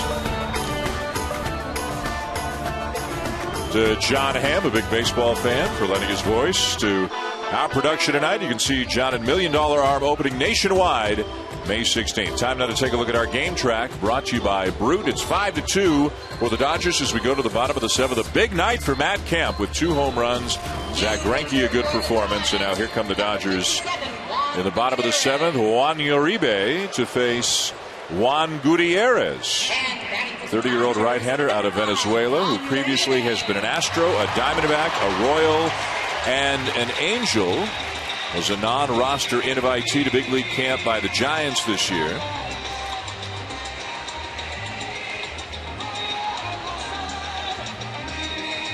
Those are his numbers combined last year between the Royals and the Angels. He'll face Uribe, Butera, and then the pitcher spot is due up here in the bottom of the 7th.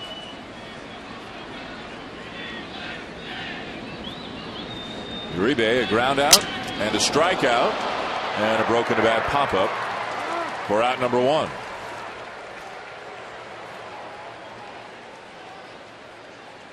Not much left of that bat.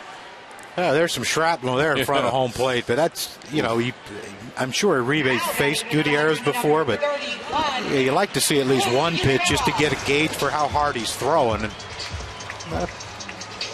not a patient, not known as being a patient hitter. No, he's not.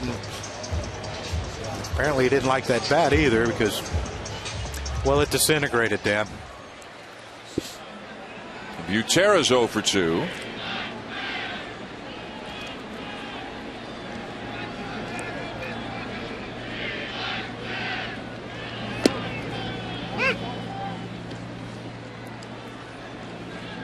Five home runs into the game tonight. Matt Kemp's got a couple. Hanley Ramirez has hit one. Brandon Belt and Hunter Pence have homered for the Giants.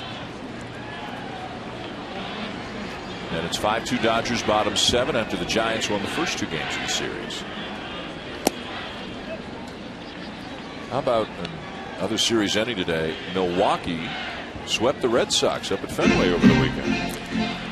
Well, that's why I think it tells you that anything can happen. And I know there's probably some Boston fans, Carl Ravage for one, that was thinking that the season's over, but I think they'll finish it out. Giovanni Gallardo getting the win today. Milwaukee's got some pretty good pitching. They do. Kyle Loesch, Matt Garza. I mean, they're a lot better than they have been in the past. And I think Carlos Gomez has the same year he had last year. He had a great year last year. Leading off, getting on base, hitting home runs. And Ryan Braun can be the Ryan Braun of a couple years ago.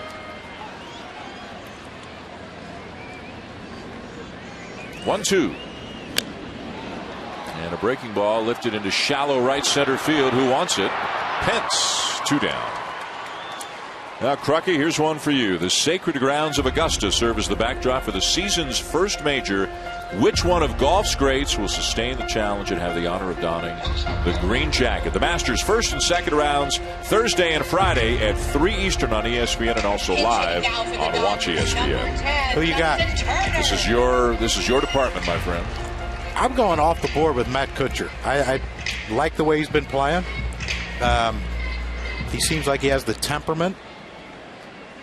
Can you believe they let me on those hallowed grounds to play? I was going to ask you. You have played there. I have played there. They actually let me on Yeah. once. Yeah. Oh, yeah. They won't let me back, I'm sure. Maybe they thought you were somebody else. Yeah. Justin Turner pinch hitting for Withrow takes a strike. At that time in my life, I was a left-handed John Daly. Did you have fun? Was it great? Oh, yeah. It's I'm a North Carolina basketball fan, and on the first tee, we were standing there getting ready to hit, and Arnold Palmer and Dean Smith were watching, and that was oh boy. You're not known as a name dropper, but that was a beauty right there. That was pretty strong. Yeah, it was special. J.P. Howell up in the Dodger pen. And I hit a good drive and then sculled my next one in the woods over the green, so that was special too. Inning is over. A good inning for Gutierrez. 7 in the books in L.A. 5-2 Dodgers.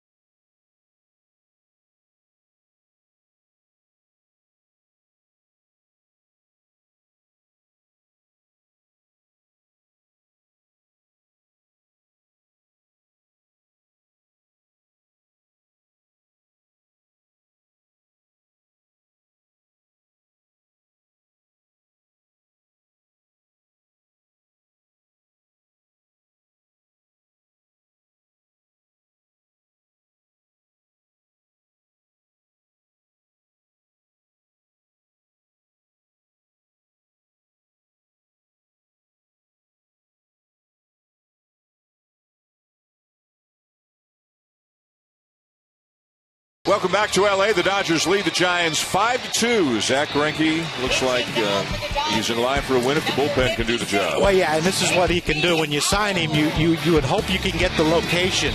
But what also you get with Zach Greinke is the complete package as a pitcher. He's a great fielder. I like Greg Maddux. Look at the heads up. He's squared up to the hitter, and he reacts quickly to the ball.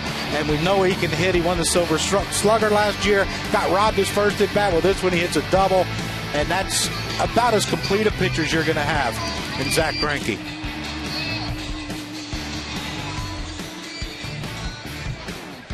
Chris Withrow struck out the side in the 7th. And now veteran left-hander J.P. Howell is on in the 8th inning. Top of the order coming up for the Giants, beginning with Angel Pagan. Howell's off to a good start this year and had a terrific year last year for the Dodgers. 4-1 with an ERA just over 2. And held the opposition to a sub-200 batting average. A guy who would have been with Tampa Bay for a number of years did a heck of a job for the Dodgers last season. He's not going to overpower you. He's not going to blow it by you. He relies heavily on his changeup and his slow curve.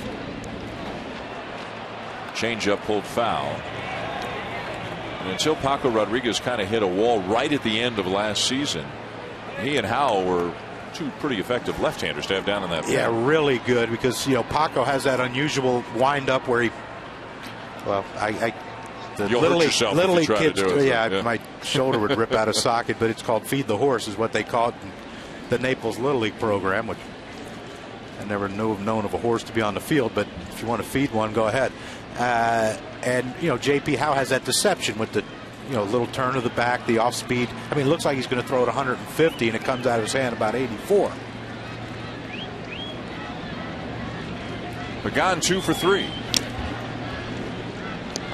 That gun's wrong. That wasn't 87. 77. I would give him that. But Pagan had a couple of base hits off Zach Greinke. Also struck out. One of 8 strikeouts tonight for Greinke in 6 innings.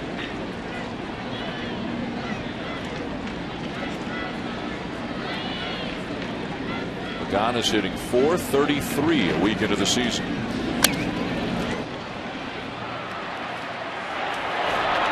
Center field for Kemp.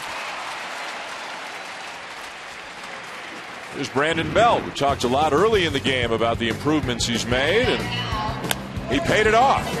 Yeah, that's not a bad pitch. It's down in the zone, but we talked about it earlier, that down and in pitch to a lefty. But if he had his hand curled, there's no chance he gets to that ball. But look at his hand. Look at the perfect rotation of his bottom hand, how he pulls it in. You see the elbow drive into the ribs, but his hand, because it's not rolled over, doesn't roll over, but it snaps through the hitting zone. And that's how he gets the power.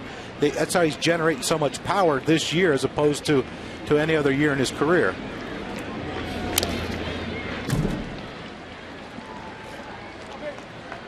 Already 4 home runs on the season for Belt. He was explaining to me that he felt like his top hand wasn't like whipping through the zone, like very wristy hitting, but it was more like he was pushing it through the zone, and he lost a lot of power that way. Old habits die hard, though, huh? Well, stubbornness, you know, it's a lot of guys have success in the minor leagues, and they think when they get here that that's going to translate. And you know, the difference between a minor league pitcher and a big league pitcher to me is command. The stuff's not any better. The command is better. And once they learn a weakness, which to him was the inside fastball, they just kept throwing it in there. And now they have to make an adjustment to him because he's made adjustments at the plate by moving back and by loosening his top hand on the bat. Now he has more zip through the strike zone, and now pitchers are going to have to figure a different way. And a different look for the Giants. They miss Marco Scudero. They wish they had him at second base, but he was their number 2 hitter. They're weaker there with whoever they put in behind him, but by moving Belt or Pence into the 2 spot, depending on if it's a righty or a lefty, they got some thump up there, no matter who's in that 2 spot. Yeah, and I tell you what, not a bad place to hit in front of Buster Posey or Pablo Sandoval, Buster Posey. You know, you're almost guaranteed you're going to get at least one pitch to hit during the at-bat. More and more you see teams going away from what used to be the traditional number 2 hitter, the guy who would move runners, get a bunt down, hit the ball to the right side. More and more teams are looking for some power in that 2 spot. Well, their 2 hitters hit home runs tonight. Yeah. Liner to center, a base hit. And a 2-for-4 night for Belt.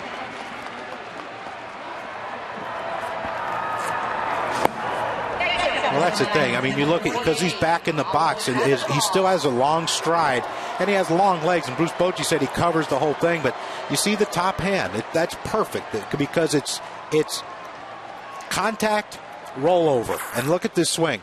Look at this swing right here. We call it the palms up, palm down when you get to the hitting zone.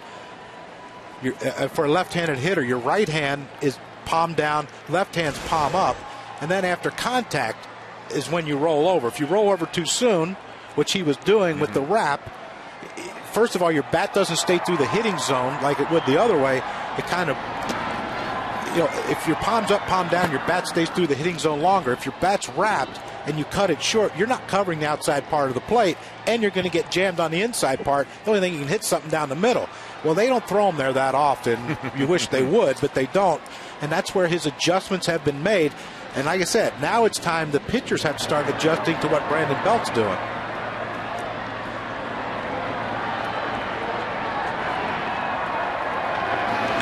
You're a heck of a hitter, but I think you're having trouble covering the outside corner with that bat that you got right It's a there. little short. Yeah. I you know what? That's probably a 20. It's 24 inches. Yeah, probably. Tony Gwynn would still hit 320 with this thing. You're probably right. Because it's only 5 inches shorter than his. Yeah, he's a 30-inch bat or 6 inches. Do the math, Dan. You're the smart one here. Get confused with some of those numbers. I know. All the new math.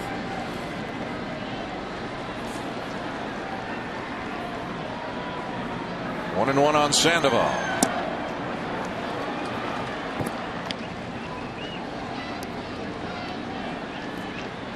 Fly out and a couple of ground outs tonight for Sandoval. It's off to a sluggish start, 154 so far on the season. If they keep panning, that blimp's right above the field. Want Dougie to give you a blimp shot after this pitch? Yeah, foul ball. We got time. Dougie, you got a blimp shot? There you go. Look at that. See, I never noticed that LA out there. Well, there it is. It's right. Yeah, it's right there. But you're right. You can see it better from way up there. And there's no screen in front of the screen. No screen. There's no screen. Big crowd, and they got the wave going right now here at Dodger Stadium. That's fun, isn't it? The wave. Get a couple beach balls. We got life is good out here in LA.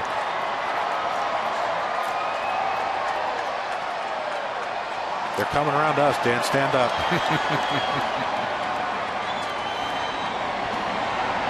How'd you feel about that when you were a Padre player coming in here? Sickening. Well, anywhere. I don't get it. I don't get it. He just hit a foul ball and everyone's standing up. Right? It's a foul ball. Lucky there. Maybe there are some things we're not meant to understand. Like that. Like that, yeah. That's a Giants fan. I've felt that way some day games. That's a Giants fan. There's the obligatory it's complete. beach ball. Yep. We got the wave, we got a clown, we got a beach ball. And a Dodger dog. You had a Dodger. You've had the whole experience. Yeah. There you go. Yeah. Now if I can just meet Tommy Lasorda, say hi to Tommy today. Completed the package at Dodger Stadium. Sandoval strikes out.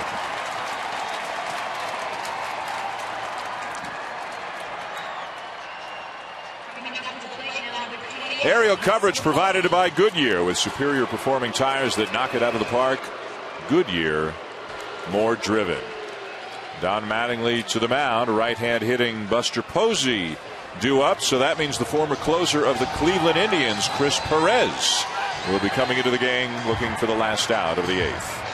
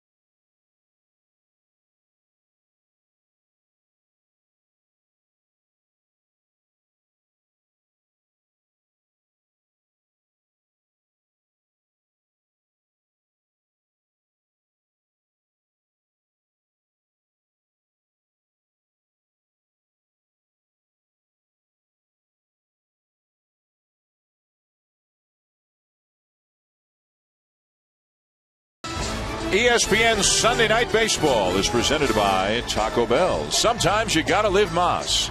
And in part by Lowe's. Lowe's, never stop improving. Back here in Los Angeles, Dan Shulman, John Kruk, Buster Olney. Dodger Stadium. Dodgers 5, Giants 2. Runner at first, 2 down. Top 8, Buster Posey, the batter, to face the new pitcher for Los Angeles. He's a Brian Wilson fan, I hope. Chris Perez is into the game now for the Dodgers, the former closer of the Cleveland Indians. They got closers all over the place. They got 6 closers in their bullpen. 6. How do you ever win a game? All kinds of saves. How do they lose? I tell you what, if that guy wasn't a Brian Wilson fan, he's hiding from someone. Yeah, you're right. We got a whole other story. Yeah. Perez, 2-3 years ago, put up some big numbers. Struggled some last year, eventually lost the closer's job. Now he is primarily the 7th inning guy for the Dodgers, but with Brian Wilson on the DL, Perez has moved up a notch. And his job tonight may not be easy, but it's clear cut. Get Buster Posey in the 8th inning. Turn it over to Kenley Jansen in the 9th. Yeah, and if you don't get him, get the guy that just hit one 700 feet. Yeah, Hunter Pence, who's on deck. He starts up with a slider down and away, ball 1. See, that's the one that they got Buster Posey swinging on. Greinke got him swinging first pitch, a couple at bats at first pitch, slow breaking ball. Buster Posey's out front. Perez now misses with it. Now what's he do? Gets him to chase one. Yeah, that's an over-anxious Buster Posey. Usually you'd never say that about him. He's usually such a disciplined hitter, swinging at strikes, mainly at strikes. Today he's chasing that slow breaking ball. And if you're Perez, you can just throw it again and hope he swings at it again. Don't try to trick him with a fastball here. Whoop. Tricked him with a slider, and the bat goes flying.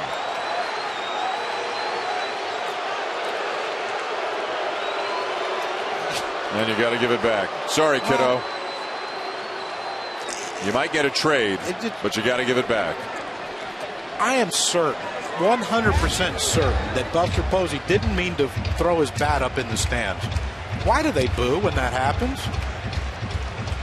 Because he's a giant. Exactly. I mean, I'm sure Buster Posey liked that bat or he wouldn't have brought it up to the plate.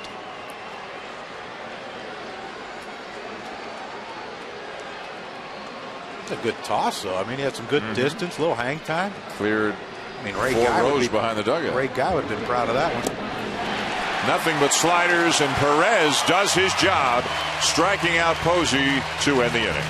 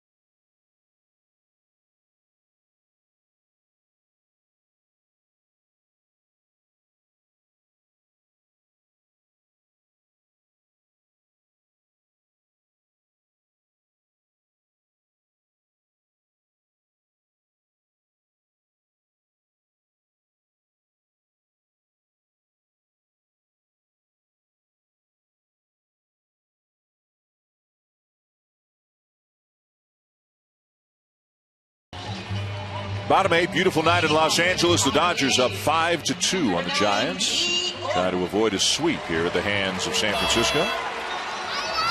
The MLB Fan Cave is back. Some of baseball's biggest stars are scheduled to visit and appear in Fan Cave videos. Check out all the latest cave happenings at MLBFancave.com. Follow at MLB Fan Cave on Twitter and like the MLB Fan Cave on Facebook. The Expos are here. You can follow every Major League game. You won't see the Expos. Every Major League Baseball game with MLB.com for your iPhone, iPad, Android, BlackBerry 10, or Windows Phone 8. Get scores, stats, highlights, live audio, and more. Text at BAT to 31826 or visit MLB.com for details. Can you do this half inning so I can go figure out why those guys are here? Who those guys are? You good with that? Yeah, whatever you need. They had 2 spring training games up in Montreal. Been carrying you all day. Yes, I know you have. Part of your what regimen. Another half inning would be. Do you know they had 2 spring training games in Montreal? And they got huge crowds. Well, apparently it wasn't a regular season. Apparently they didn't know the schedule. Yep. They showed up a little late. David Huff into the game now for the Giants. About 10 years late. And the bouncer down to third. Sandoval in on the grass. 1 down. You played against some pretty good teams when you went up to Montreal back in the day. Yeah, it's a shame no one came to see them. Yeah. They were good. Larry Walker and Marquise Grissom and Delino DeShields. Pedro was there. Young Pedro, yeah. Kenny Hill was really good. Yeah. John Wetland was a closer. John Wetland was a closer. Yeah. Well, go back a few more years. Tim Wallach was here tonight. Was a terrific Eli third was baseman, there. right? Yeah. Played against him. Different eras, but they had, Tim Raines had great years up there. It was Crawford with a fly ball to left center. Pagan runs it down. 2 down. Had some good teams in the 80s, and then in 94, of course, the strike year. They had the best record in baseball when baseball came to a halt in the middle of August. Got some more Major League action coming your way. A special presentation of Baseball Tonight Game Day Live from Fenway tomorrow at 4:30 Eastern on ESPN2. Then at 7 Eastern, it'll be Prince Field and the Rangers taking on the world champion Red Sox. And Wednesday, it's the Astros and the Blue Jays, also at 7 Eastern on ESPN2. Kenley Jansen, one of the most effective closers in baseball, getting ready to do his thing. Cutter, cutter, cutter. You know it's coming. You can't hit it. And you're probably, if you're a left-handed batter, probably going to lose a bat in the process. And a thumb. Possibly a thumb. Yep.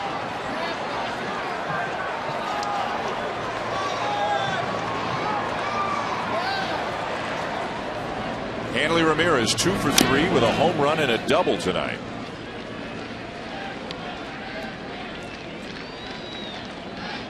I think he was real happy with that foul ball.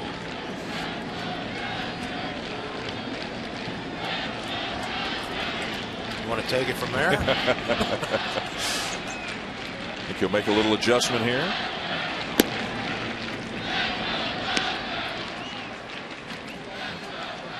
Yeah, that's an 0-2 pitch that he threw 10 feet high, and it's not one that, as a hitter, you're thinking, uh-oh, I got to protect against that pitch now. Not a competitive pitches. Mm-hmm. That one is got a cutter in on his hands, and Ramirez fouls it off.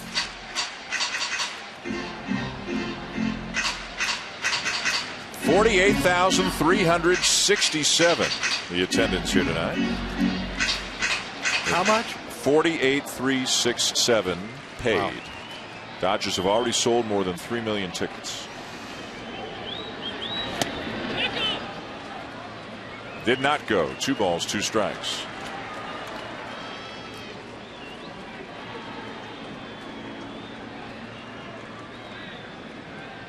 It got to be fun to come to a ballpark when you know your home teams, when they're all healthy, they're going to have a good to great starting pitcher out there and a lineup that has the ability to score a ton of runs. You all stars. Like this guy. Second home run of the game for Ramirez.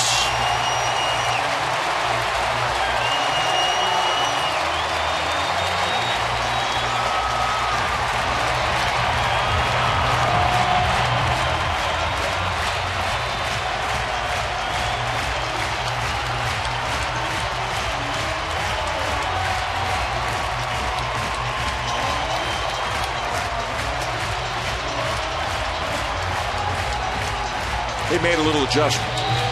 Yeah, that first couple he was out in front of that he got upset with himself. Yeah, he kind of stayed back on that one a little better. What a strong human being. That's a line drive to center.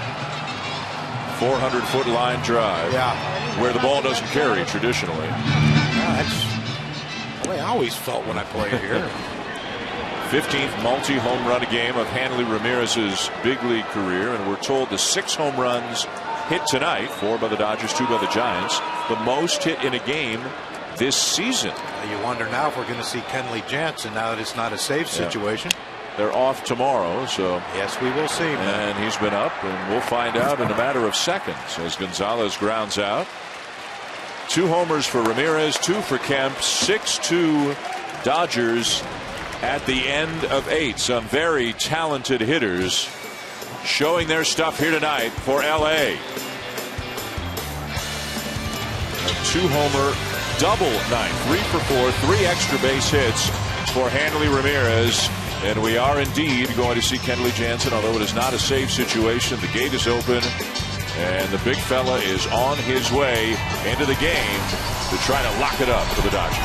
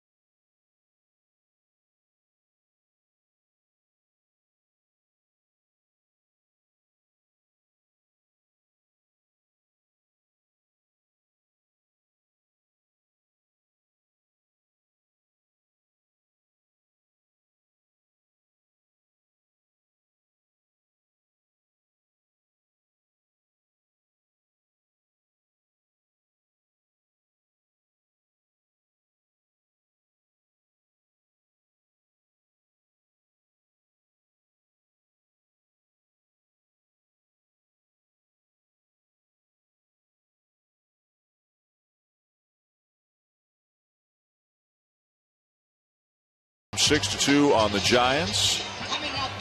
And a game full of home runs. 4 by the Dodgers, 2 by the Giants, after the Giants won the first 2 games of the series in fairly convincing fashion. Look, these 2 guys are together. Look at those. And you leave passes for your family. You don't expect them to come like this. It's embarrassing. I apologize, Mom. At least one of the clowns is happy. Here's Jansen. Oh, boy. Look at these numbers. Look at the strikeouts to walks. Look at the ratio of the walks and hits divided by innings pitched. And he is nasty. He still strikes out a ton of batters. Not quite as many as he used to, but he doesn't walk anybody anymore. He's just tough. 22 pitches yesterday, also in an on-save situation. Hunter Pence leading off the ninth for the Giants. Pence homered his last time up, hit a rocket the other way.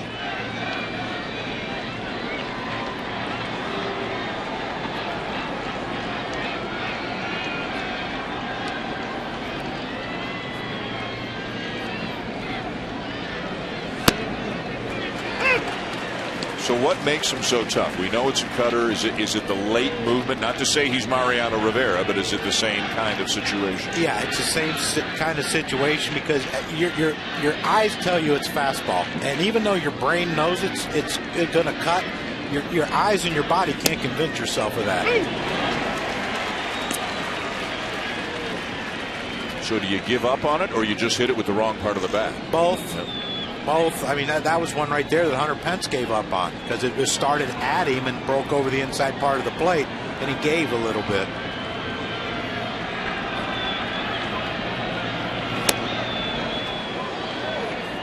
Two and two. Well, that was one there that at 95 that if Butera wasn't setting up inside, he might have gotten that call. Trying to throw that at Pence's right hip and have it cut over the inside part of the plate. You're going to try there again.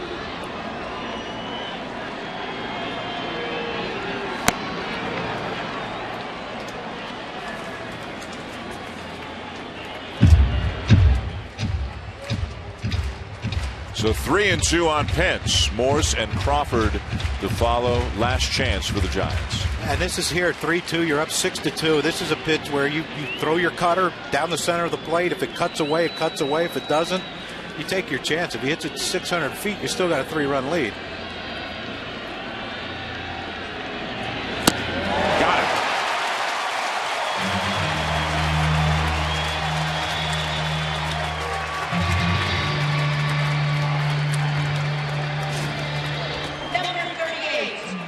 There's the repertoire. There's the first one, cutter.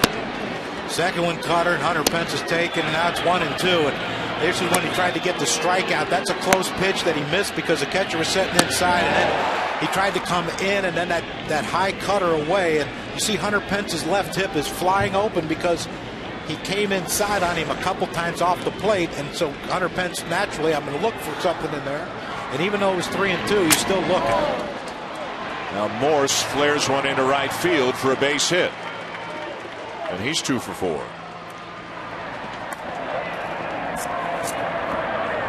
Number 35, Brandon Crawford. Brandon Crawford will be the batter.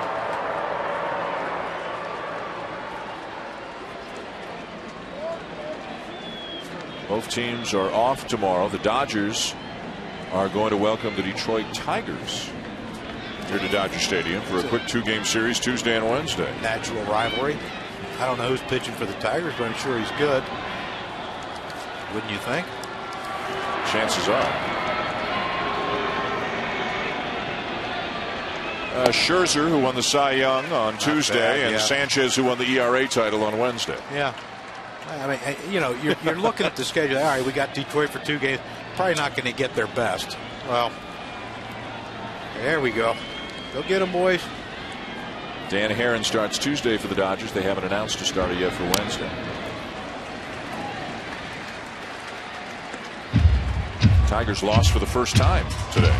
See, here's something where I think today's players are a little more stubborn, especially against a guy like Kenley Jansen, Mariano Rivera. Yeah, you still have left-handed hitters like Brandon Crawford who are standing right on top of the plate, and he's throwing cutters. Even if you hit it square, you're going to hit it foul.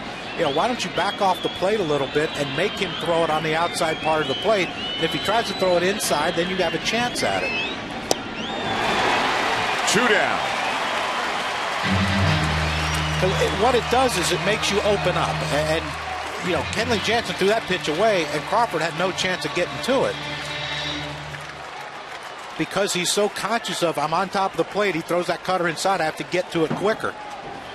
He's hitting now for the Giants, number 29, Hector Sanchez. The Dodger bullpen, 4 relievers, Withrow, Howell, Perez, Jansen, have come in and gotten 8 outs. 7 of them have been strikeouts. I got to play defense behind them. There's Hector Sanchez to pinch hit. They got a little beach ball out in center. Love it. And when you add in Greinke's numbers, he struck out 8, so they've struck out 15 batters tonight. That's not going to get you too much, is it? 2 solo home runs accounting for the Giants. They've actually out-hit the Dodgers 8-7. They could kill a rally. Down to their last out.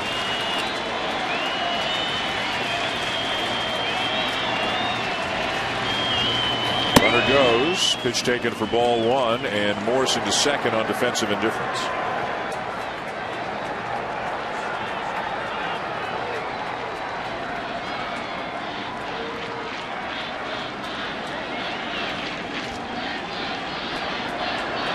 Brandon Hicks to pinch hit. Should the game continue? A strike.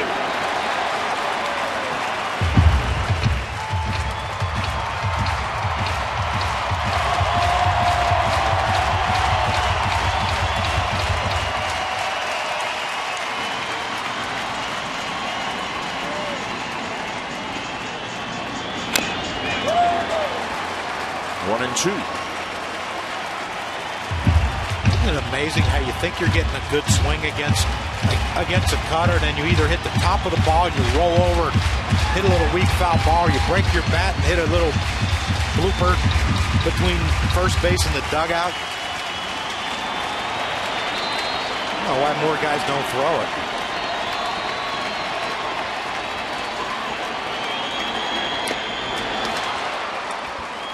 with an off-speed pitch there, breaking ball. He's just working on things.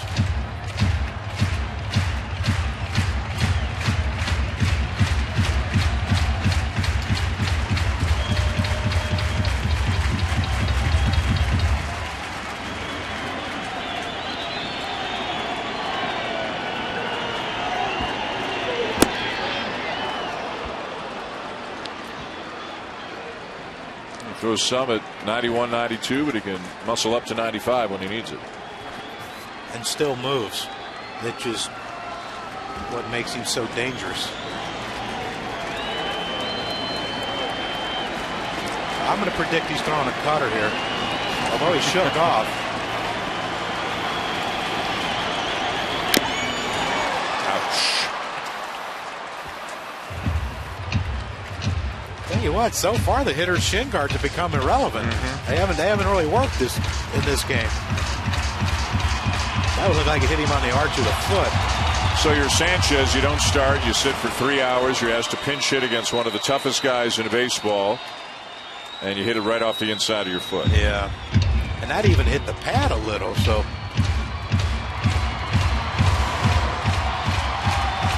Yeah, it's,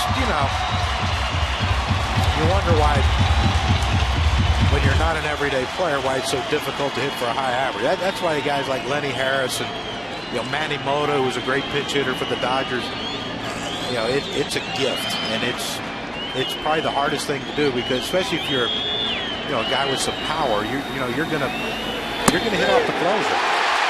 Game over.